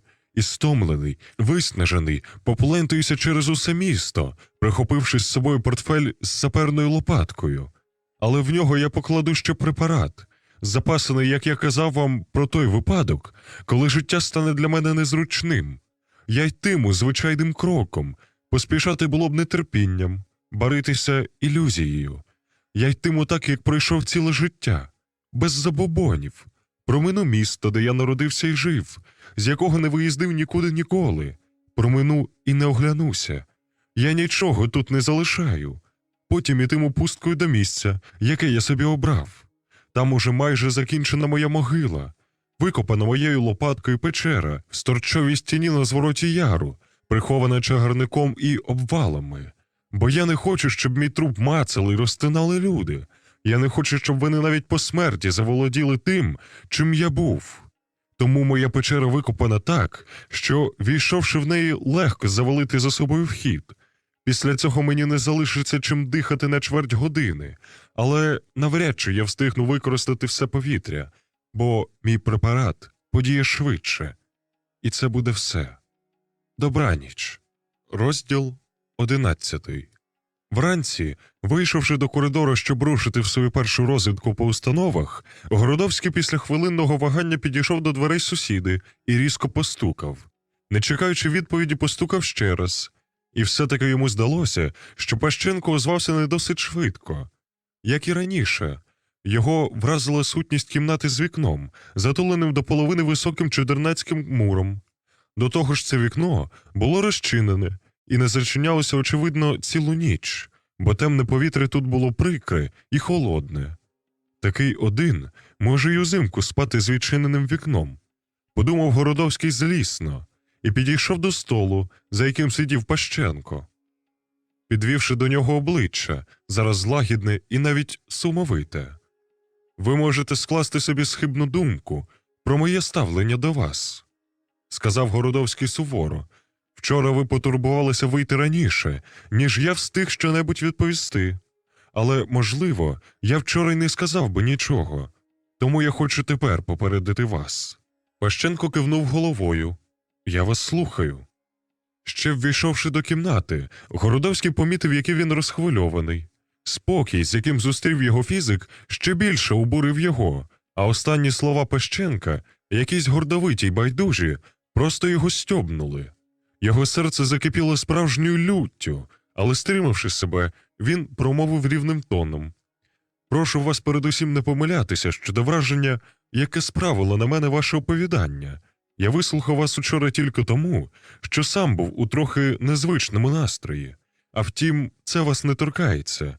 Я не дивуюся, що люди, яким ви досі намагалися розповісти цю вашу маячню, тікали від вас як від божевільного. Але мало сказати, що ви божевільний виродок, як ви самі себе називаєте. Ви безсилий злобитель, безсилий невдаха. Ви не виродок, а викидень життя. Ви потвора, якраз ви бундючна тварина. Але свою несамовиту гордість ви прикриваєте брехливим викриттям гордості інших. Це підло. Так, людині є чим гордитися, але як собака, з яким ви порівнювали себе, ви маєте смак до людського калу, ви пожираєте його і робите собі насолоду з того, що внюхаєтеся у нього. Що ж, про смаки можна було б не сперечатися, але цим калом ви намагаєтеся забруднити все велике в людині, її розум, натхнення, її пориви, любов. Для вас жінка міститься між пупком і коліньми. Я читав десь про дивну породу комах, у яких учені довгий час знали лише самичку, а самця не могли знайти з тієї причини, що він незрівнянно менший розміром, усе своє життя безвихідно проводить у піхвах своєї подруги. Ви дуже скидаєтеся на такого самця, який виліз із свого місця перебування і претендує по собі судити про кохання інших істот. Це підло. Але я ще міг би вас шанувати, якби ви справді жили без пристрасті. Ви ж і на це не здатні. Така вже безвихідність усіх, хто хоче заперечити світ. Давні святі теж проклинали й покидали його, натомість неминуче створюючи свій власний світ, свого Бога. Але ж у них був хоч Бог, хоч високе уявлення, у них була історична і соціальна значущість. А ви просто покидьок, який може трапитися байдуже за всякої доби, бо він позбавлений усякого значення. Ви замахнулися на те, щоб бути самодостатнім, тобто бути сам собі Богом, але схибили, і Богом вашим стала гашишна цигарка. Ось який трюк зробило з вами життя, над яким ви хотіли стояти. До речі, випадок випадком, Але революція збила вас з вашого картонного п'єдесталу. Ніякі пихуваті думки і вся ваша злобна слина не змогли захистити вас від колосальних процесів, які породила революція. Ви відчули свою нікчемну дрібність перед ними. Ці процеси вас повалили і стерли. Ви довго боронилися, адже банка гашишу цілий рік пролежала у вас без ужитку. Але 5-річки ви не витримали. Не будь у вас гашишу, ви запиячили б. Форма отруєнь не важить. І от замість надлюдського плаща ви стоїте в жалюгідному дранті. Тепер, як ті звичайні люди, яких ви хотіли покарати презирством, ви теж збираєтеся покінчити життя самогубством, коли у вас уривається те, що надавало змісту вашому життю. Зрозумійте це, коли ви можете, – сказав він з іронією, наслідуючи вчорашню інтонацію Пащенка. І зрозумійте, що я з самого малку терпіти не міг жаб. А мені досі здається, що вчора вночі по мені пролізла холодна, тупоока жаба. Тому я прошу вас, надалі не заходити до мене, не підходити до мене, не розмовляти зі мною. Чуєте? Чую, відповів Пащенко. Але ж я сам сказав вам, що більше до вас не прийду. Це ви приходите до мене. Додав він, явивши на обличчі посмішку, яка надавала огидної хижості його рисам. Городовський відвернувся і вийшов. Серце його напружено билося, у вухах він почував далекий шум. «Чому я так розійшовся?» – подумав він. «Яке мені зрештою діло до цієї гниди, яка збирається сама себе розчавити? До чорта ці вигадки!» – сказав він півголосом, ідучи вже вулицею. Справді, безглуздо порівнювати себе з Пащенком. Сьогодні вранці його не самохідь вразила думка, що Пащенко теж шукав зустрічі, як і він її шукає. Ця думка була йому надзвичайно прикра, немов усе, що було хоч би зовні подібного між ним і цим маніяком, ганьбило йому. Йому здавалося хвилинами, що ця, хай зовсім формальна, подібність якось зв'язує його з Пащенком, і він відчув глибоку потребу висловити сусідові свій погляд на нього без манівців, покласти край їхнім стосункам, одне слово, відмежуватися від нього. Але все-таки заспокоївся остаточно лише тоді, коли дійшов до Майдану Третього Інтернаціоналу, звідки він вирішив почати свої обходини установ. Він вибрав саме центр, бо йому здавалося, що жінка такої якості не може працювати в другорядній установі. Самий огляд установ уявлявся йому досі справою легкою, але відразу він натрапив на чималі труднощі. Далеко не всі відділи, контори, управління і представництва містилися у великих залах банківського типу, які обдивитися справді не становили труду. Навпаки, здебільшого вони були розташовані в приміщеннях з коридорною системою, яка вимагала втручання в кожну з кімнат. До того ж, він вважав за принизливе і навіть небезпечне безцеремонно заглядати усі ці двері з табличками і номерами. Кожен його крок мусив бути обґрунтований, щоб замаскувати його справжню мету, і також для того, щоб своїм блуканням не викликати здивування і підозри. У першій же, що трапилося крамниці канцприладдя, він потурбувався усунути незручність, що його бентежила, придбав портфель для надання собі належного ділового вигляду. Цей портфель, цей ніби щит у своєму поході на установи, Городовський заповнив для ваги газетами і відразу почав почуватися набагато краще. Передусім він поклав собі не поспішати, бо похапливість якнайбільше могла його зрадити. Тому в кожній установі він затримувався не менше як чверть години. Добро, коли це було популярне і кипуче місце, яке приваблювало до себе юрби відвідувачів, відділ видачі забірних документів, житлова секція міськради, центральна ощадкаса. Тут він як риба у воді пропливав між натовпом. Гірше стояла справа в установах пустинних і аскетичних, як утиль-сировина, сіль-розробка або представництво Білдержкустпрому.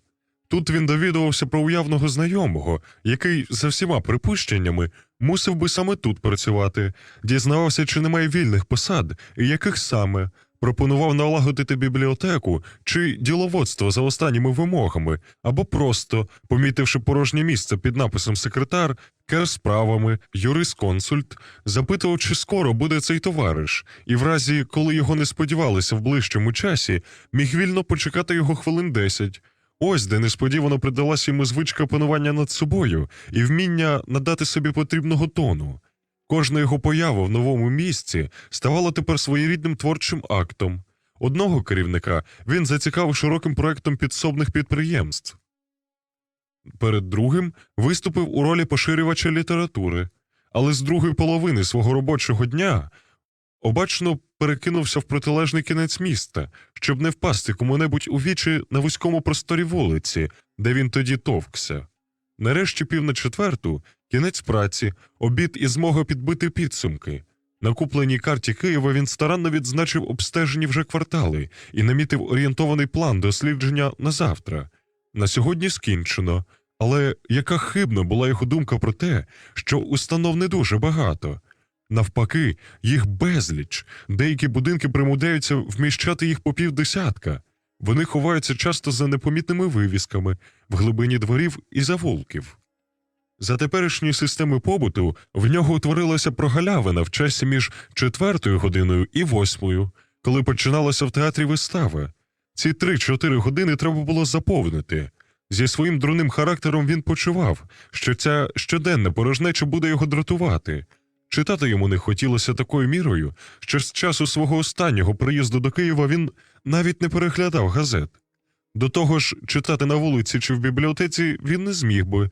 Процес читання, одна з найглибших насолод його життя, був неодмінно пов'язаний з кімнатою, де немає нікого іншого, де можна лягти на канапі, вільно підклавши під голову подушку і присунути лампу близько, щоб проміння з-під абажура падало лише на книжку, щоб лише вона світилася в тихій, навколишній сутіні, як алегоричний екран, оживлений контактом душі. На його думку, не було гарних і поганих книжок. Книжка мала бути лише гарна, а погана книжка – це лише зовні замаскована під книжку збірка сторінок, щось ніби фальшива кредитка, яку теж недоглядом можна взяти за справжню. І для нього читати завжди означало читати саме книжку, а не її підробку, з якою в крайньому разі можна було тільки ознайомитися. Отже, поза нехіттю, для заглиблення в книжку він мусив би вернутися на свою квартиру, що було йому відразним. Він зовсім не вірив у те, що Пащенко додержує свого слова і не приходитиме більше. Навпаки, йому здавалося безперечним, що ця зголодніла на людей людина нарешті спробує використати його як слухача свого навіженства, особливо тепер, коли наближається час його оскаженілого самогубства. Звичайно, всі ці розмови про самозасипання можуть бути просто нахвалянням і саморекламою. Такий безглуздий індивід у критичний момент може повестися як герой одного гумористичного оповідання, який, маючи застрелитись за правилами американської дуелі, пішов би за кущ з револьвером і після зробленого пострілу раптом вийшов і радісно заявив секундантам, що він не влучив. І хоч Городовському не було, власне, ніякого діла до думок і поведінки свого сусіди, Пащенко здавався йому таким гидким, що він без вагання змінив би квартиру, якби вона не була безплатна. Беручи на увагу, що з усією імовірністю в Києві йому доведеться затриматися на довший час, перехід назад у готель був би необачним марнотратством. Фінансова дощільність радила йому не нехтувати дармовим притулком, а щоб уникнути по змозі прикрого контакту з Пащенком, помешкання використовувати лише для ночівлі, причому на ніч замикати свої двері. А вільний час сьогодні, за браком чогось кращого, можна повернути на відвідання білявого художника, який уже двічі запрошував його подивитися на свої пейзажі. Цей художник звався Євген Безпалько і жив на Лабораторній вулиці в двох досить великих кімнатах. Одна з них була їдальною, дитячою, бударом дружини, друга – його ательє або робітнею, як він висловлювався, куди потрапити можна було тільки пройшовши через першу всезагальну кімнату. Але художник був сам, був у сірому халаті, що скидався на спецівку прибиральниць у цехах, із розгублено радісним виглядом. «Ну, ви застаєте мене в убранні», сказав він, потискуючи руку Городовському. Я працюю. Ні, ви мені не заважаєте. Я радий трохи спочити. Заходьте. Він провів його до ательє, увішаного акварелями. Це моя робітня або виробничий відділ. Ви розглядайте все на стінах, а я тим часом перевдягнуся. Вибачте. Він пірнув за ширму в кутку, де стояло його ліжко та шафа, і поки Городовський роздивлявся одну по одній його картини, художник увесь час говорив, іноді з'являючись по плечі над перекладинками. Я зараз на становище неженатого. Може, де не зовсім прибрано, вибачте. Я стараюсь як можу. Дружина виїхала з дітьми на дачу. У мене 2 дівчинки, уявіть собі. Прекрасно. А ви бездітний? І зовсім не одружений? Це жахливо. Ви не знаєте більшої половини життя. Безліч переживань для вас пропадає зовсім. Я теж з цього починав, як і кожний, звичайно. Присвятити себе мистецтву, тільки мистецтву, щоб ніщо не заважало. Воля, незалежність і таке інше. Одно слово, виступив у костюмі весталки. Так що я знаю, яка холодна кімната неженатого. Бррр. Заходиш як у морг, і ніяке мистецтво тебе не гріє. Моя весталочка змерзла, зжурилася і згоря бубух, стала вакханкою, сторч головою. І закрутилося. Спідниці, кучері, теплі коліна, млость, як у Володимира Сосюри. Я розказую вам і сам не вірю. Невже це справді було? Неймовірно, міраж, фата моргана, і знову пустка, холод, той самий морг. Тоді я зажурився вдруге і піднісся до бажана. Пам'ятаєте, кінчається ночей вільготне половіння, і ясних зір достиг багатий урожай. В чарованих гаях ти, дівчино, шукай собі ядерного і чистого насіння. Тобто одружився. Зверніть увагу, все це я проробив, як у підручнику Діамату. Теза, антитеза, синтеза. І вийшло правильно.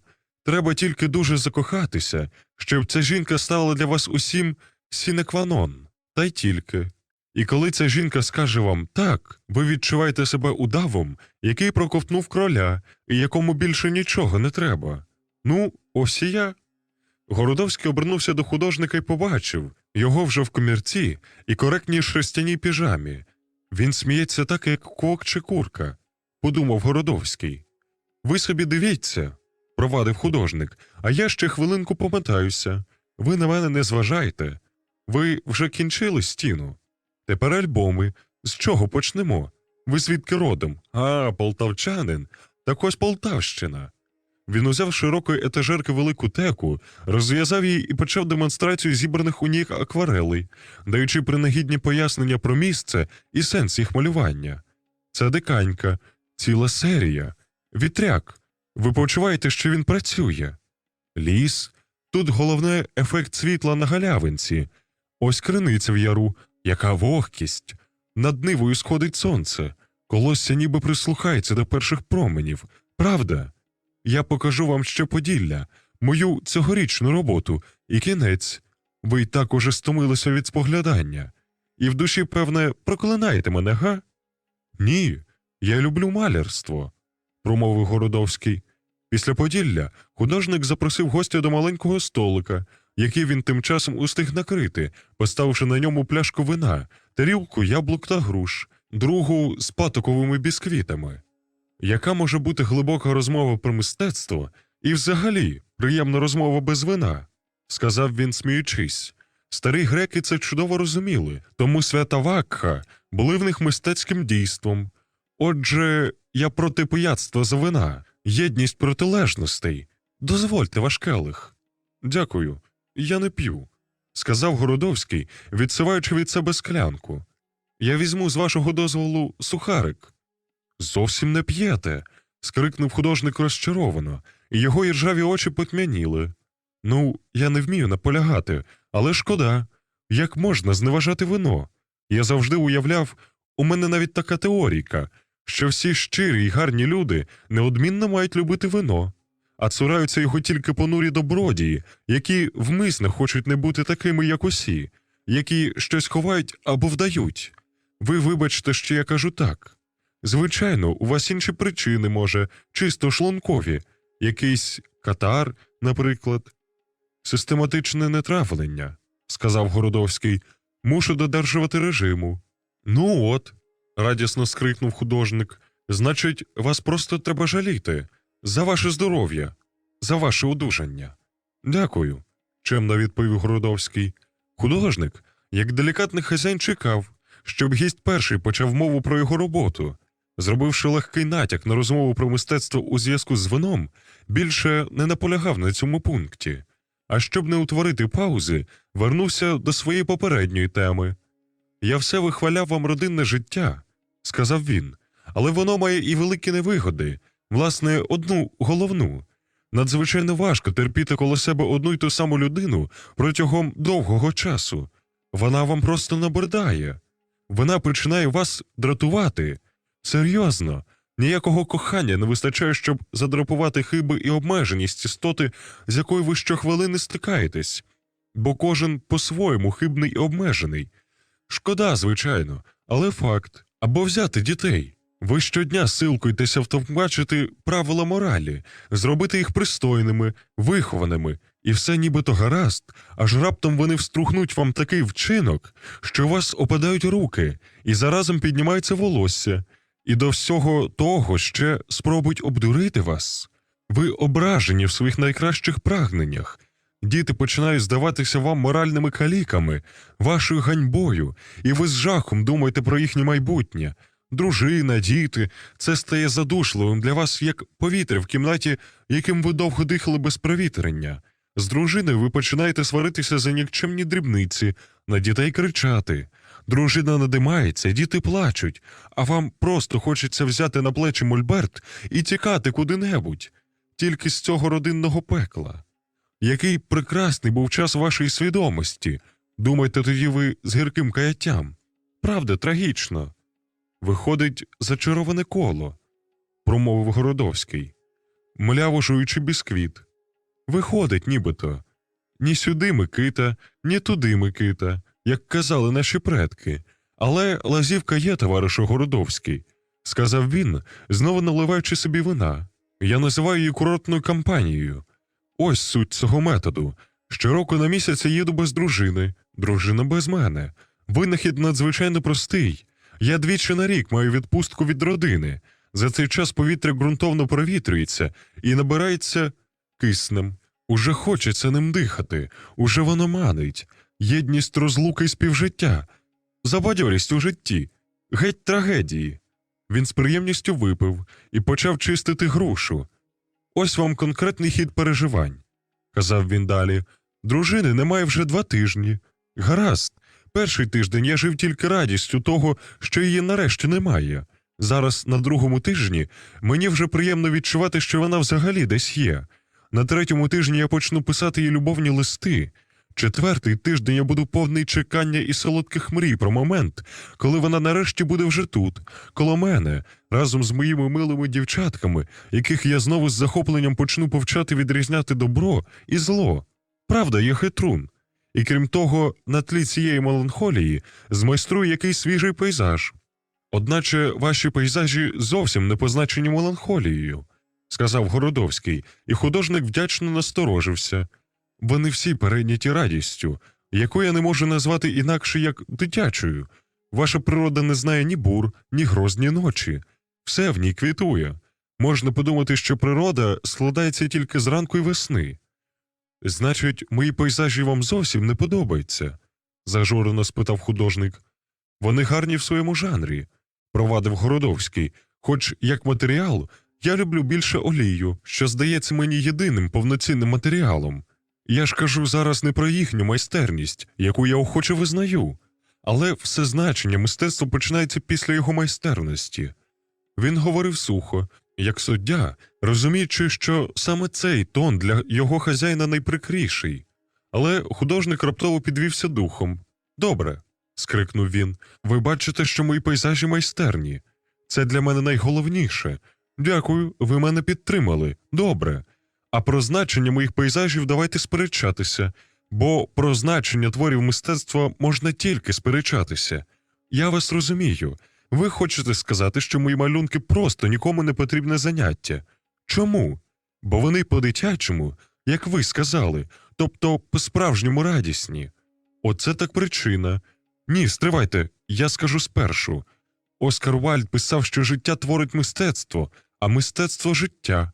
Це видима правда, але в цій думці є своє зерно правди. Мистецтво доповнює життя. Інакше нащо воно здалося б? Питання – чим доповнювати? Темрявою чи сонцем? Мені здається, в людському житті цілком досить горя і бур, щоб їх ще треба було доповнювати в мистецтві. Тому я малюю тільки світле і ясне. Я люблю людей і бажаю їм радості. Ви проти цього? Що ви, людина-ненависник? За ваше здоров'я.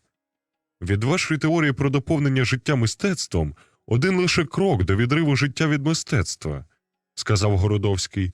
А у вашій практиці це вже сталося.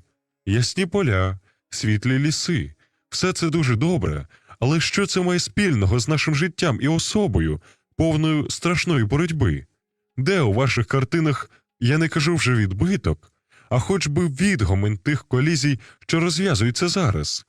Смішно малювати зараз картини, які могли б бути з таким самим успіхом намальовані 50 чи 100 років тому, а також і згодом 100 років. Смішно, адже вони випадають з доби і втрачають свою основну цінність. Ви скажете, що важко відбити людську добу в природі, яка живе в основному незалежно від людей. Але навіщо ж тоді малювати тільки природу, якою цікавляться тепер, крім природознавців, тільки мисливці? От я й хочу нагадати про неї, відповів художник. Вона заслонена зараз заводами й класовою боротьбою, але існувала, повірте, до П'ятирічки, і, надіюся, існуватиме після неї. Її ніхто не хоче знати, а я кожним своїм ескізом стверджую її. Я зберігаю її. Так, вона радісна, бо вона вічна. Любити її – велике щастя. Ніякі вибухи й домни не заслонять її. Чи вам хочеться підлінгування й блюмінгування в мистецтві, казанів і дизель-моторів, боїв з струнами, розстрілів і бурозелених понурих робітників, що топчуть ногами палаци? Але ж цього вже намальовано досхочу. Ні, я хотів би не цього, похмуро сказав Городовський. Так чого ж іще? Адже ви так легко закидаєте, що природа не відбиває доби, а люди її відбивають. Що, у відважного червоноармійця не вираз римського воїна? Гарненьку веселу дівчинку можете назвати комсомолкою і гімназисткою. Сучасний буржуа виглядає середньовічним. Правда, інший костюм. Так давайте так і скажемо, що доби відрізняються костюмами. Адже добу найбільше характеризує антураж. В нього люди встромлюють обличчя, як актори в лубкових виставах. А чим природа гірша за антураж? Вона, принаймні, жива. Ваші аргументи повертаються проти вас, товаришу Городовський.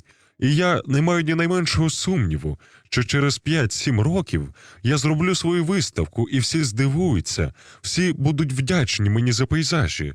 Вони відкриють їм новий світ. І я ще одержу орден, не думайте.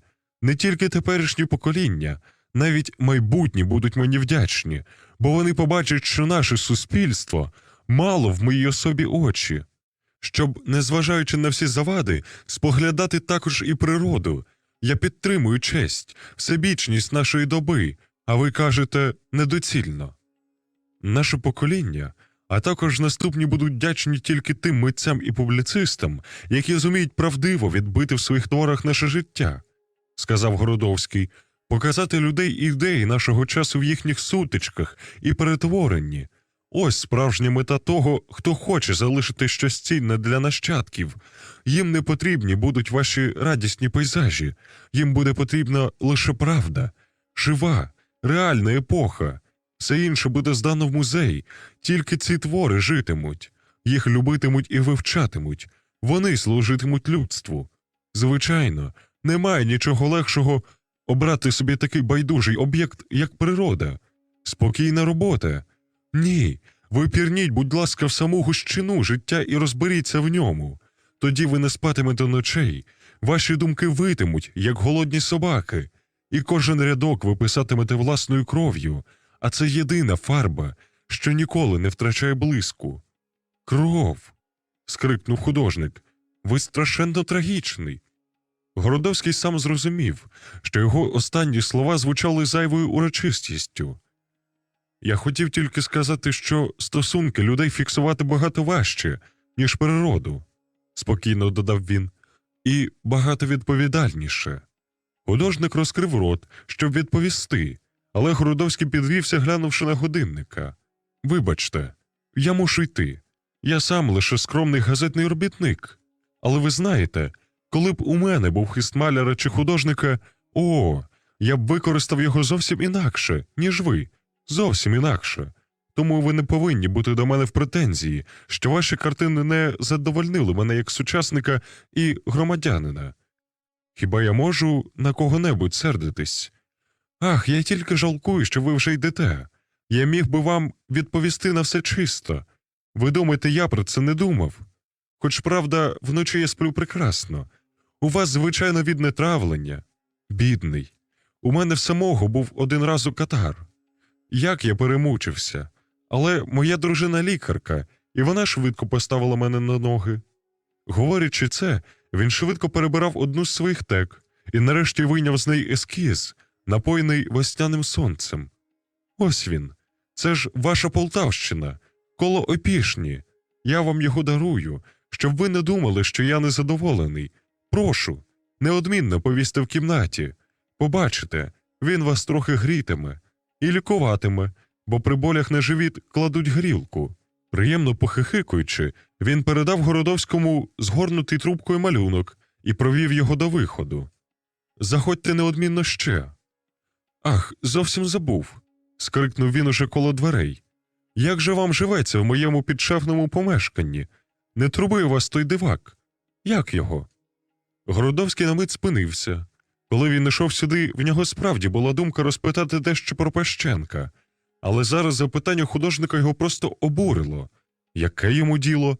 Теж опікун знайшовся. Він раптом відчув знов напружене биття серця, як і сьогодні вранці під час розмови з Пащенком. Але знову стримав себе і відповів спокійно. «Дякую, мене ніхто не турбує. Мені не треба зараз бачитися з людьми», – подумав він, прикро йдучи вулицею. «Люди мене дратують. Та як може не дратувати такий паскудник? Завівся дружиною, дітьми, попиває вино і маже свої сонячні пейзажі. Хлопчисько, обиватель. І ще розводить про кохання і мистецтво, свою філософію радісного осла. Горобець, піжон, базікало нещасне. Але й він, Городовський, теж, треба сказати, розпустив язика. Про безсонні ночі, кров. Перед ким? Тьфу, яка гидота. Він помітив, що мне щось у руці. Це був ніжний ескіз художника. Не спиняючись, Городовський подер його на четверо і кинув під ворота.